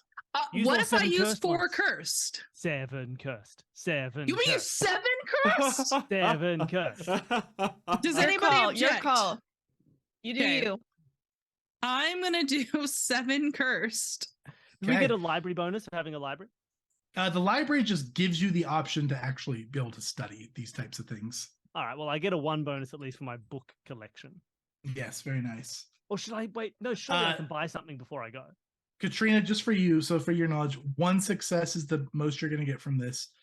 Galen, you can get 6 successes can benefit you. Okay, then I'm going to Whoa! try and look at some equipment as well. And I'll buy something before we do it. Chase, Uh-huh. I'm just gonna type in 5 curse because I can't reduce my logic when I roll this. So it's gonna, but it's gonna equal 7 dice. Is that okay? Go for it. Okay. So here we go. Got 1 success, which is what I needed, and I have a cursed effect. Okay. Curse Yay, is I noted. succeeded, guys. That's a success. All right. Here's what you gather. Well, Galen's looking at his stuff. Here's what you gather about the region. Now, Wrecker Isle there's not much information on it. It is a fairly newly established little town, and town is a strong word because this isle is mostly just one residence, which is the home of the family that was mentioned in the letter, the Amundsen family. They have their residence. They have a herring saltery. They have a dock, and they now run an inn on the isle.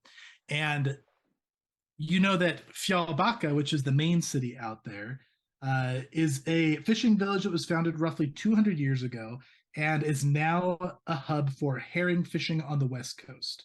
Its up and downs have always depended on the quantities of herring available, a commodity which is known on that region as the silver of the sea.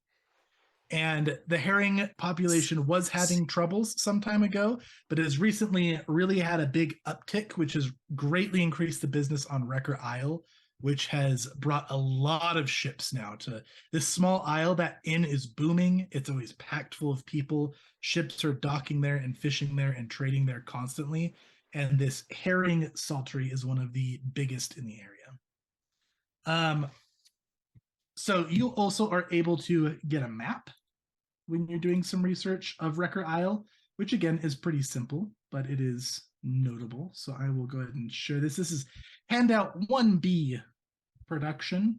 1B. Y'all, join our Discord if you want to see this stuff because we need your help Yeah. solving these mysteries.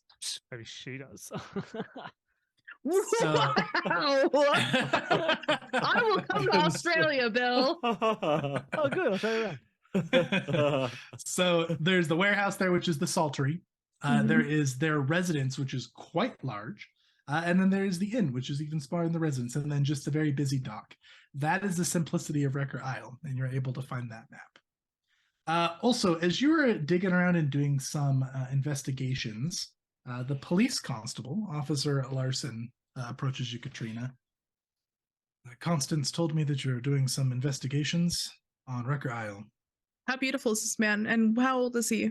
He's in his early 30s. He's quite ASL, beautiful. ASL. Okay, He's got a a little young. very well-kept mustache, very nice hair that he keeps cleanly slicked back. He All right. dresses very nicely. Constable, Logan, I believe. Larson. Larson, yes. I am Katrina Nordenflicht, an officer of the noble Swedish army. Yes, I suppose we have not properly been introduced. No, we have not. I hope you're having a wonderful day. What was your question again? Constance told me that you're looking into Wrecker Isle and that your work might be bringing you there. I hope she's informed you. I am aware of your society's unique interests, and I'm here to help. Well, thank you. What help do you have to offer? Well, I did some looking around on Wrecker Isle. I wasn't able to pull up much, unfortunately. There's not much information on the isle. It's fairly new. I know that it popped up recently. It sounds like there's the potential for some organized crime happening there, but no solid proof on that. The only thing I was able to turn up, which potentially might be of use, I don't know what you can gather from it, but I was able to gather a photo of the inn during its grand opening with the family members out front. Let me see it.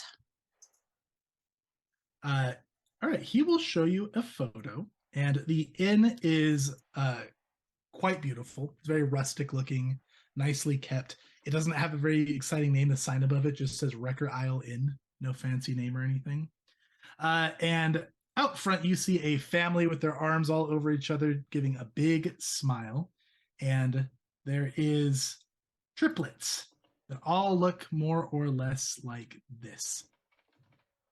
Of all the things to have a triplicate of, this is what we've got to deal with. There is a very handsome looking gentleman that looks like this. Ooh. Where are those triplets? There is an older woman that looks like this. And something immediately draws your attention as you look at this photograph, Katrina, and that is that this old woman with her arms up and around two of these triplets with a big smile, her sleeve is kind of pulled up, and you can see on her arm very clearly there is a tattoo that looks very familiar to you of a scorpion with its tail spiraling around into the mouth of a skull. Constable, do you know what this symbol means? It has been cropping up everywhere. He gives the picture a closer look. Just looks like a simple tattoo to me. It's not merely that. This symbol means something. It's in the last two jobs. Do I know about the first? The last two jobs I've been on, I've seen this symbol on a graveyard and on a necklace that has mysteriously appeared. I must look into this. I'll see what I can find out as well, but it'll take some time. Thank you. Thank you for your expertise on the matter.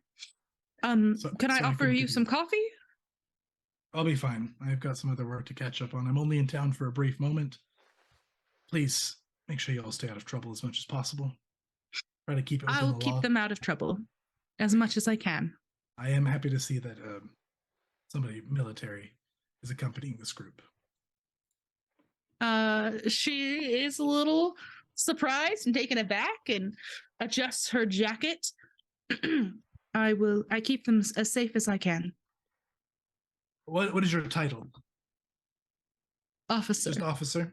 Queen. Officer Nordenflicht, though you may call me Katrina if you wish. Devin. No, A pleasure to meet you, Devin.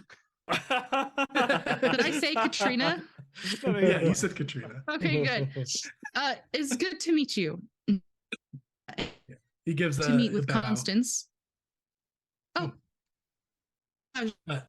to meet No. Constance, I can find her for you. That's quite all right. I'll stop by and say hello myself. Oh, she looks a little taken aback. Most people want to see Constance if that's an option. I assumed you two were. My apologies. Ah, I see. No, nothing like that. Strictly professional. Of course, professional. It's the best way to be. Safe travels back to where you're from. He shuffles his feet along comfortably. Thank you, officer. And he turns and he marches off. Hello, Officer Larson. On the wherever you're from, I just pictured Katrina hitting him with the finger guns. All right.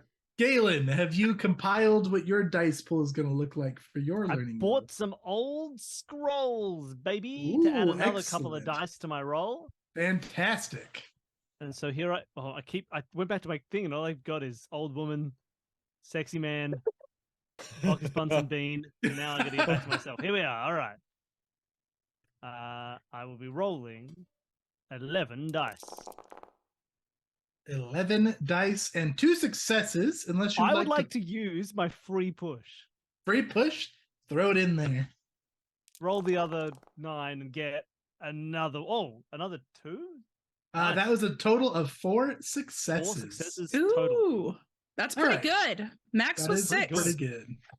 Would you like to throw any blessed dice in there before we call this roll finished? No, we can. Oh, I don't. Well, I can take my free success to add a 5th one. That's true. We are nearing the end of the session-ish. Yeah, So, free success as well. Let's go for 5 out of the 6 successes. So I guess you guys can carry those over if you want to next session. Ah, too late. I've already used it. 5 successes. All right. Fantastic. Can I use mine? Can I give him my success? She did say she wanted to help. Sure. Six do it. successes. We know everything about everything. No Nice. knowledge is hidden from us. Now, as a reminder, so these are not guaranteed to be relevant. Not all of them are going to be relevant, but this is research of potential Vaesen in the area. As you do research and you dig up old scrolls, you find that Fjallbacka and the ocean in general are a very hot spot for Vaesen. There are a lot of aquatic Vaesen. There's a lot that people have not discovered about the ocean and water in general, and Vaesen seem to have a very strong connection with water. A lot of them do. So you do turn up a big old list of Vaesen that have had tales, rumors, or actual research done in the area. So let's go ahead and production. Let's just go ahead and put all 6 in Discord. And then for you guys, I will share these to your journals, and you can keep them along with all the other information you have on Vaesen. Fascinating. All right. Galen, you ready to do some research reading? Let's go. All right, here's number 1. Okay, so the first one here is the Brook horse, and we have a lovely picture of a horse. I know this isn't a podcast, and you can all see it, but still, we have a lovely picture of a horse. Just a wet horse, really. Everybody, it's just a wet horse. With like lily pads on its back, though. That's weird. It's just because it climbed out of the water. Those just brush off when it shakes its mane. What's weird is that it hasn't shaken its mane. It loves to be wet. Disgusting. What is this creepy horse? Also, it only has 1 front leg. The Brook horse is a magnificent stallion. White, wrong. Dapple grey, correct. Black, or shimmering blue in the moonlight. It is a predator with razor-sharp teeth that lurks in brooks, lakes, and sometimes oceans. Its greatest wish is to lead children or careless farmers into a drowning swamp, or take them on a mad ride away from the region. It usually seems calm and friendly as it tries to present itself as a normal horse, strolling along a shore or a gurgling brook. It wants to lure curious humans, and its back can grow to make room for several riders. Having survived the prank of the Brook horse, the last thing one hears before it vanishes is a sly, neighing laugh. So it's like a Kelpie, but Scandinavian. Wonderful, the Brook horse. Yeah, there you go. All right, here is number 2. We found him with a gunshot to the side of his head, and also he was really wet. We also have mermaids, classic mermaid. Here we have a A little mermaid lying on a rock. She's got a long kind of serpent style fish tail, fish hands, and Fish ears? fish ears, a crown, and there you go. Tentacle That's hair. the mermaid. Tentacle hair. The mermaid rules over the sea and the waves and all the creatures of the deep. She is said to have a fish tail instead of legs, a hollow fish-scaled back, and gills. Some insist that there are many mermaids, and even mermen. Seafarers would be wise to give her offerings. She may repay such acts with favorable winds, or a huge catch of fish, or punish those who fail to give her what she wants by sending storms or placing icebergs in their path. The mermaid lives in a palace at the bottom of the sea, along with her serving spirits, the humans under her spell, and her sea children. They're just sea monkeys. Often a mix of human and Vaesen. From time to time, a fisherman might catch a sea child in his net and raise it as his own. Sea children never stop longing for the sea, often going up to become excellent swimmers and fishermen. I would love if someone on this mystery turned out to be a sea person, like not a mermaid, but like a sea mermaid child. offspring. Yeah, sea child. Yes, Wouldn't that'd be cool? so cool. The herring baron. He's half herring. Okay. Maybe that's why the children look so strange. Oh, because they're ugly fish boys. Okay. They're just fish boys. We're just a couple of fish boys. Don't blame us. They're laid in a litter. Oh my That's gosh. why there's 3 of them. They all have different Yes. eggs. Okay, I'm getting Next, ahead of myself. We have the sea serpent, which looks much like you would think a sea serpent looks, except it has little tiny arms. But other than that, that's a sea serpent. Sea serpents, or sea monsters, are strange creatures hiding in dark waters. They live in caves and crevasses around coasts and fjords, beneath wind-swept islands, or in the depths of mountain lakes. As long as there have been humans in the north, there have been stories about these creatures, from the Norse myth of the world serpent Jormungandr to the legendary monster of the Great Lake. They are intelligent creatures born out of magic who can enthrall an entire crew with their hypnotic gaze, or break masts and sink ships with their sheer size and bulk. If you ever need a warm-up when you're preparing for a show, or you're going to get on stage, just try and say, break masts and sink ships with their sheer size and bulk. Break masts and sink ships with their sheer size and bulk. It's going to get you. It's the new red leather, yellow leather. It is. Break masts and sink ships with the sheer size and bulk. Fantastic. All right, Probably for not a Vaesen sea number serpent. 4, there's only partial art that I'm going to show here on stream because there is some partial nudity. We're going to put the actual art in our Discord if you would like to see it, but for now, Juicy It was Twitch. against the Twitch terms and you services. weirdos. If you want to go look at it, go to our No, Discord. you know what? it's beautiful art. I'm just joking. The real weirdos are Twitch. To be like, Yes. no, a drawn picture of a semi-naked person. No, not allowed, not on ours. It's it's this puritanical spirit from which the American nation was born. You're still obsessed with it.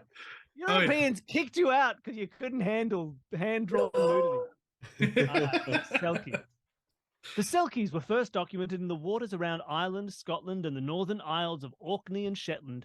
In seal form, why didn't you have a picture of a naked seal? They are indistinguishable from the larger seal species, such as the grey and crested seal, but they can take off their seal skins like a coat and assume the form of attractive humans. Some Selkies enter into dalliances with humans, but all return to the sea within a year or so. Selkies in human form can be recognized by their webbed hands and slow breathing. What a creepy way to recognize someone. They are experts in medicine. Dr. House is a Selkie. And midwifery. And their half-human offspring inherit these gifts. More half-human offspring.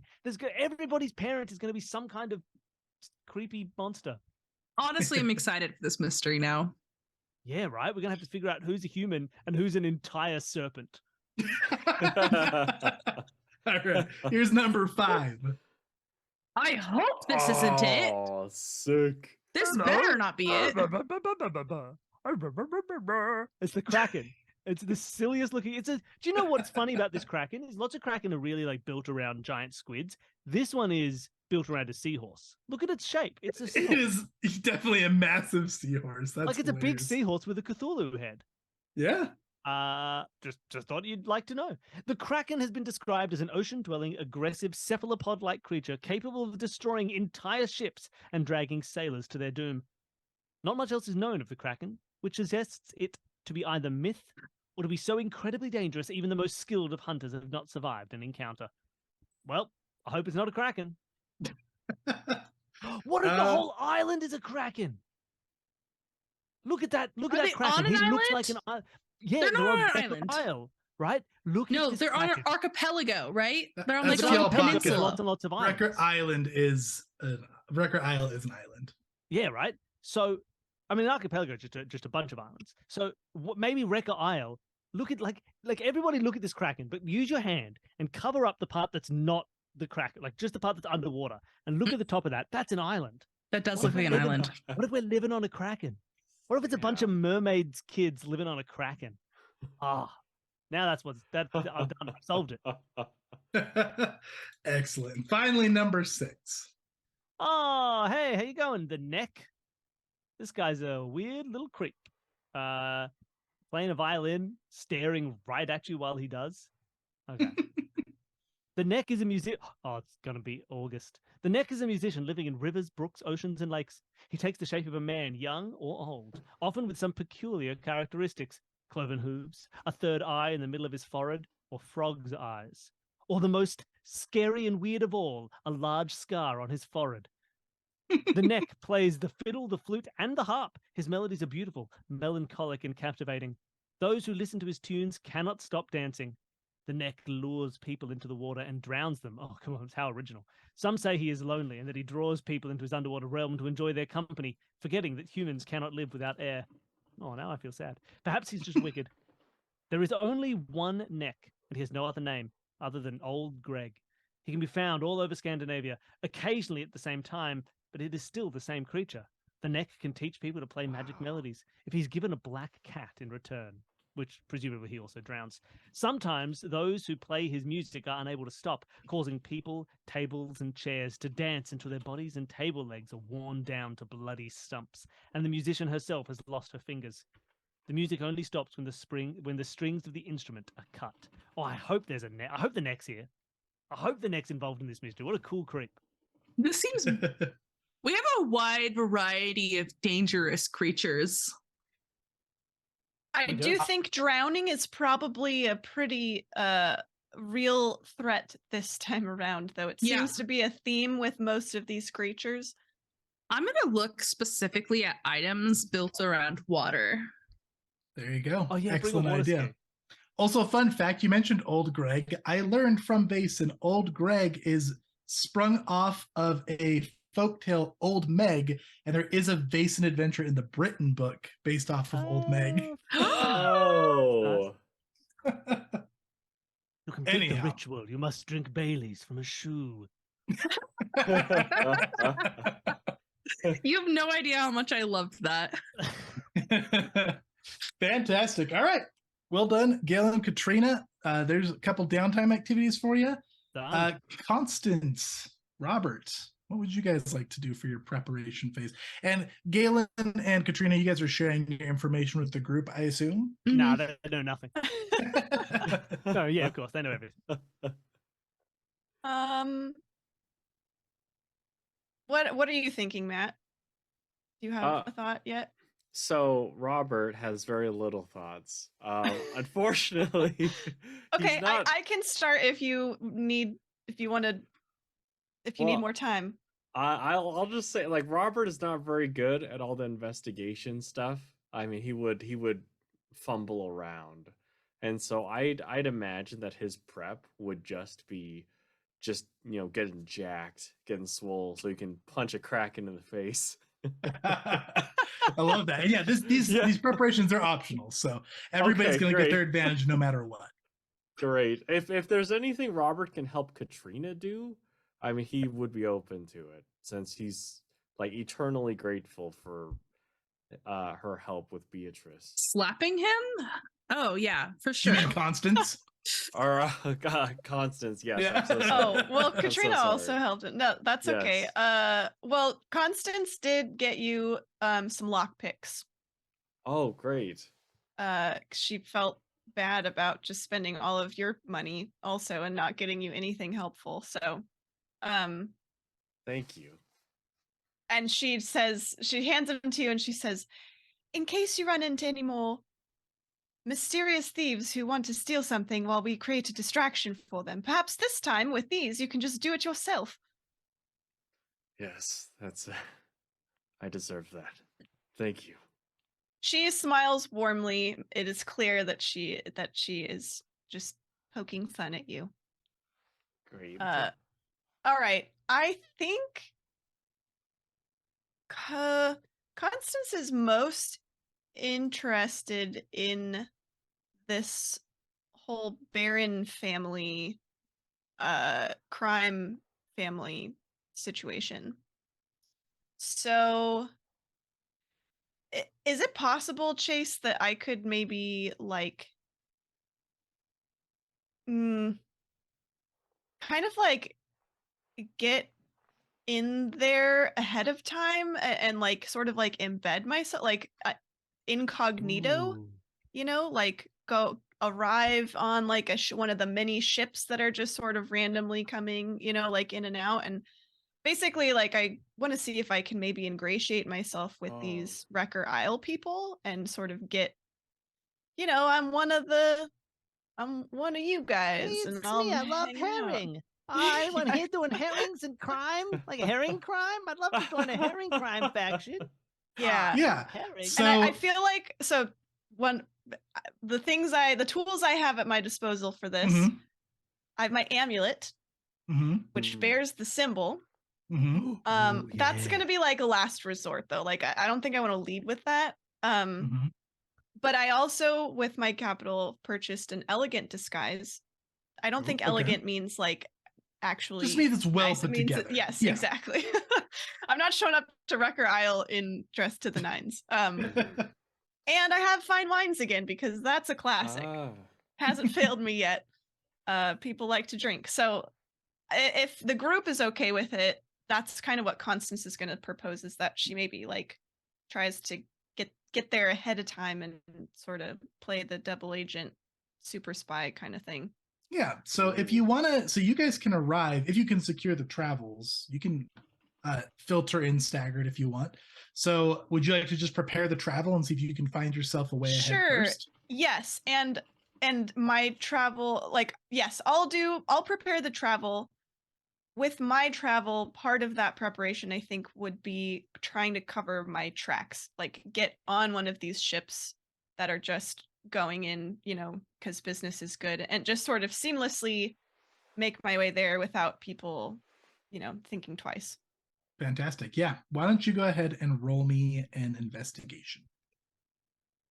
Okay.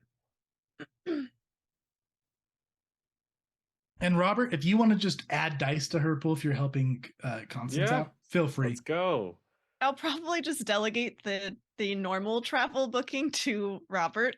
Like, okay, you'll arrive at this time. Come to the train station at this time. Take this train over here, and just like the rest of you. All right, how many dice am I getting from Robert? As many successes as he gets. You're basically just both rolling. During preparation phase, if you guys roll, you just combine your dice. All right, I'm gonna use a couple of blessed dice. I have 0 successes. You try. Would you like to push? Oh, sure. I got 2 successes. 2 successes. Excellent. The more the merrier on this one here. So I've got nothing. Well, then I'll use my free push. Yeah, I'll use my free push to get more.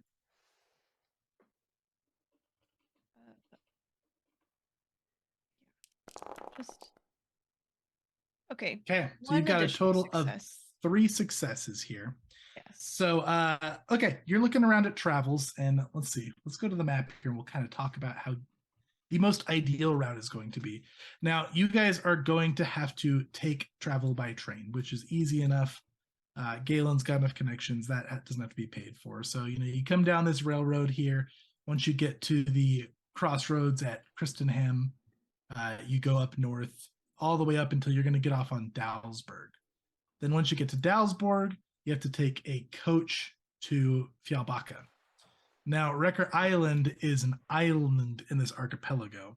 So when you're doing research, figuring out how the travel is going to be there, the carriage ride is going to be pretty basic. They don't really offer upgrade services. The train, you are able to, so you have 3 successes, right? So basically each one of these Yeah. successes, you have enough to find the most optimal route, and I'll let each one transfer into a capital to pay for the way forward. So your options are, you can spend one of those to get first class on the train, which will let you guys have a more comfortable trip there and heal conditions instead of having to roll against conditions. Then once you get to Fialbaca, you're able to see that your contact in Fialbaca already has a sloop hired to get you guys to Wrecker Isle. If you wanted to get your own travel there, you're going to have to find another ship. Finding another ship is going to be one of those successes. And then you can take a sketchy little sloop, or you can try to upgrade to a bigger ship from 1 to 3 resources. So with your last success, you can automatically get to a slightly better ship, and you can spend up to 2 more. When you're doing research there, the dock at Wrecker Isle is constantly crowded. So if you get onto a nicer ship, you might have a better priority getting in there, not having to wait in the huge cluster of ships to dock. I was also going to Got it. say, like, I have resources left over. I bought a couple little things. I was going to buy fine wines, and then you already had them. So I was like, better get rid of those. But I bought, so I bought those old scrolls. I decided, just in case Neck turns up, I have a mastercrafted musical instrument with us. Ooh, good idea. And also chemical equipment, which helps you determine cause of death. I don't know if someone already had that. But it's just used to help determine cause of death if we're investigating a murder. That's so good. But I have 6 capital left over, and I was going to say, hey, one thing that would be great to have that doesn't exist as its own item is a boat that is just like our boat to be able to move around the archipelago, like you would get like a horse. So I would happily spend like all 3 of those or whatever it is to get like a really fancy boat that we can have for the duration of the mystery, because we can put the cannon on the boat. And then it's a proper pirate It's a ship. pirate ship. I actually have That's- costs for boats here. I got So- 6 resources to burn. What's the best boat I can get? So a sloop would cost, so if you just want like a rowboat, it's 2 capital. If you want to get like a sloop, it's 5 capital. If you want to get a bigger ship, it's going to run you 10 to 15 capital. Whoa. So much Oh! capital. So much. Dang. Wow. Okay, maybe I shouldn't bring anything, and I should just buy one giant ship. Do we want to ignore all the other little cool items I had? You guys can buy them yourselves, and I'll get ourselves a really, really big ship. 10 for a galleon, it's 15 for a man o' war. Oh Oh my my gosh. Hold on, wait, because whatever we get, surely that's an item, right? Can we keep it? Can they keep it after the mystery's done? Okay, I'm gonna buy the biggest boat I can. Hold on, let me move some money around. Oh my gosh. Okay, I'm getting rid of. Oh, I can't get wow. rid of the old scrolls because I already used them. But I'm saving 3 by somebody else can try and get a musical instrument if they like. That was my cool idea, but I've saved 3. That gets me to 9 capital right now. Chemical equipment, that cost me 2. I'm getting rid of that. We can figure cause of death, whatever. Who cares? So I'm at 11. It was like, throw the investigation out. We're getting a We're boat. getting a Yeah. boat. All right, so I have 11 capital. I could get a galleon. Now, a galleon's pretty good. I don't think we need a man of war. That's insane overkill. But does anyone have 4 capital? I I've got. spent mine. How much capital you got, Matt? I you already gave gave mine. Yeah, I spent Okay. mine and Robert's, I should say. So I have spent. Let me get rid of my grenade. I don't have to get a grenade. So I think that's 2. Let me propose a solution here for you, Galen. Didn't you say one of those successes got us partway to a boat? Well, no, it's renting a boat for Constance here. Buying your boat's a whole other thing. So Oh, one goodness. option that you do have, if you want Constance to get in first, you guys can push additional downtime and advance the catastrophe clock. But basically, Constance would get there, and then you guys would get there afterwards. Or, yeah, that is an option. And if you take on a downtime activity, you can bargain hunt and re-roll all of your resource dice to see if you can get extra capital. No, Oh. look, let's That's not rough. be greedy. I think Why I don't we can just buy give a you the galleon? 4. You think Go I can ahead get- and take you my give me the 4. I have 9. I have 9, so I can give you 4. I'll I'll give you 4. All right. Yeah. Chase, we bought the biggest boat in the world. Yes. By that, you mean a galleon. No, we're buying the Man of War. You're buying the man. You're going 15 in. Yeah, I had 11. I had 11 left after buying the books. I bought nothing else. I got 4 from Katrina. I'm buying the Man of War. I We love get that Galen's whole buying a fleet. capital ship. I think what happens is Constance, and in her booking of the travel and researching all this stuff, she like tentatively schedules a sloop for them, and then gets a couple of like brochures or like ads, and says, Robert, I also came across these. I'm not quite certain what Galen might want here, so just go ahead and show him a couple of these and gauge what kind of ship he'd like, and then Yes, of course. comes back with this one, the Man of War, the biggest ship. Yep. And now to the Spanish Main. We're taking this operation mobile. Oh, We've got man. a full-on warship. Yep. Yeah. Okay. Like, this is so not picture a biggest pirate ship, everybody. That's what we got. We got a Man of War. How many cannon on this Man of War? So it's a lot. I'll have to look into it.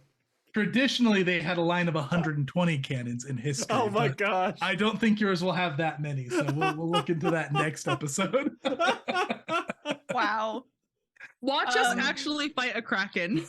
At this rate, Chase is frantically changing his notes. Like, never mind, Kraken it is, because The ship they could be have a up to Man of War. 60 meters long and could have up to 124 guns. 4 at the bow, 8 at the stern, and 56 in each broadside. 3 This is decks, crazy. 3 whole decks devoted to cannons. Yep. Wow. Yep. Yeah, we'll So- definitely get into the stats of that ship next time. Okay, so to wrap up the last downtime thing before we call it an episode, Constance, basically you have 4 successes. One of those goes towards finding advanced travel. I think I And had then- 3 yeah, and successes. so you have 2 left that you can spend to either upgrade Okay. your rental ship or get first class on the train. For me, First Or class on for- the train would be for everybody. for everyone. Okay. Yes to that. First class on the train. And then the last one was upgrading my individual. Rental ship. You're either going on Rental a ship. sloop or you're going on a more high profile ship. What's like kind of the like she wants to blend in. Mhm. So like, yeah, I don't want to get stuck in the crowd, but if it's like it'll kind of make me be one with the people there to come in on a sloop, like she'd rather do that. Is there I any mean, kind the of research you've gotten on Ricker Isle, it's a trading hub. Okay. So the higher profile ship is likely to get better treatment in the Okay. trading hub. Cool. Then sure, I'll upgrade my rental ship to a humble galleon? Is that what I'm upgraded to? Yeah, yours is not so much the model as like the crew that Okay. you're hopping on. Oh, okay, yeah. All right. I'll upgrade my travel. So that's all my successes. Okay, excellent. Noted. Is part of that, sorry, I just want to establish this is part of that they're not going to ask questions and or do I have to spend another do I have to have an extra success? Paying your way, you just be like it's not Okay. uncommon for people to pay their way to a place, so Right. you'd be nothing super suspicious. Nothing All like a right. Man of War rolling in there. That's gonna be a brand new big old ship coming in. It's gonna be great. All right, that's our downtime figured out. So it sounds like we are ready to hop into this mystery next time. So before we sign off, again, thank you so much, chat. Lots of love in the chat today. So many of you viewing, lots of new names, lots of first time chatters. We appreciate you guys. To those of you who watch us back on YouTube, thank you. Don't forget to like and subscribe and tell your friends. For those of you that view today live, don't forget to follow and tell your friends. We appreciate you guys very much. Before we sign off, let's go ahead and talk about the awesome people we had playing with us tonight. Tell us where you can be found on the internet. Any announcements you have.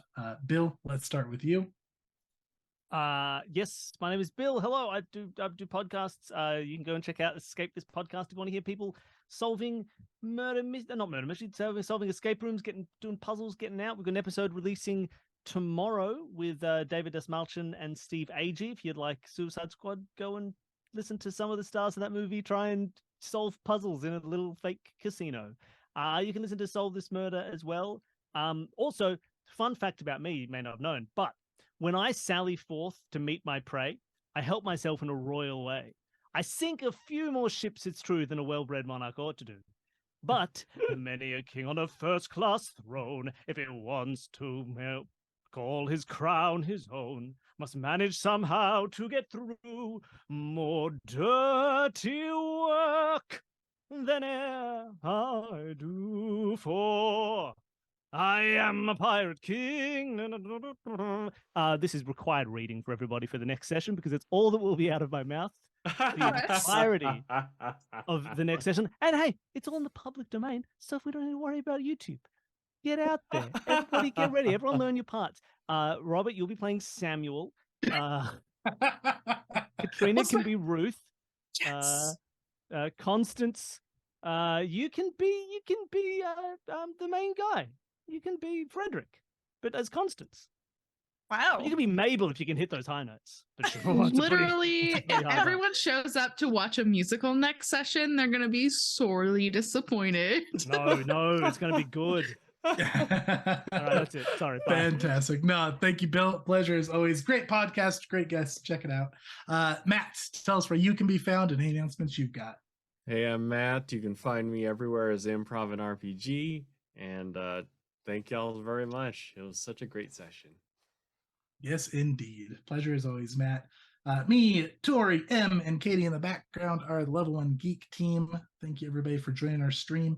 Tori and M, anything you guys would like to share before we log off? On Wednesday, I will be playing a world building session with Hungriest Clone. So go check me out on Hungriest Clone's channel as we build some world for Blackguard, their newest RPG that they've released. Very exciting. How exciting. Fantastic. What about you, Tori? Nothing exciting here. Just pumped for M and all of her exciting things. So go watch her. That's my announcement today. What a great time. I will just remind everybody, we post information and handouts of this mystery in Discord. So go join our Discord. Cue Katie posting a Discord link for anybody who wants to join. You can catch the exclusive full Selkie art in the Discord, which is not by us, but by Free League. But yeah, check out all the handouts we got. Follow along with the mystery there. I believe we're on for next week. Yes. Very good. Yeah. So catch us next Monday, same time. And if you guys want to catch up on the series, we'll have it up on YouTube. Ideally, Friday by 6 o'clock is what we shoot for. So thanks so much for watching, everybody. Now, everybody go take a long rest. Go find some monsters out in the ocean, but be very safe and maybe don't because you're not Thursday's children, allegedly. And we'll catch you guys next week. Have a good one. Bye, everybody.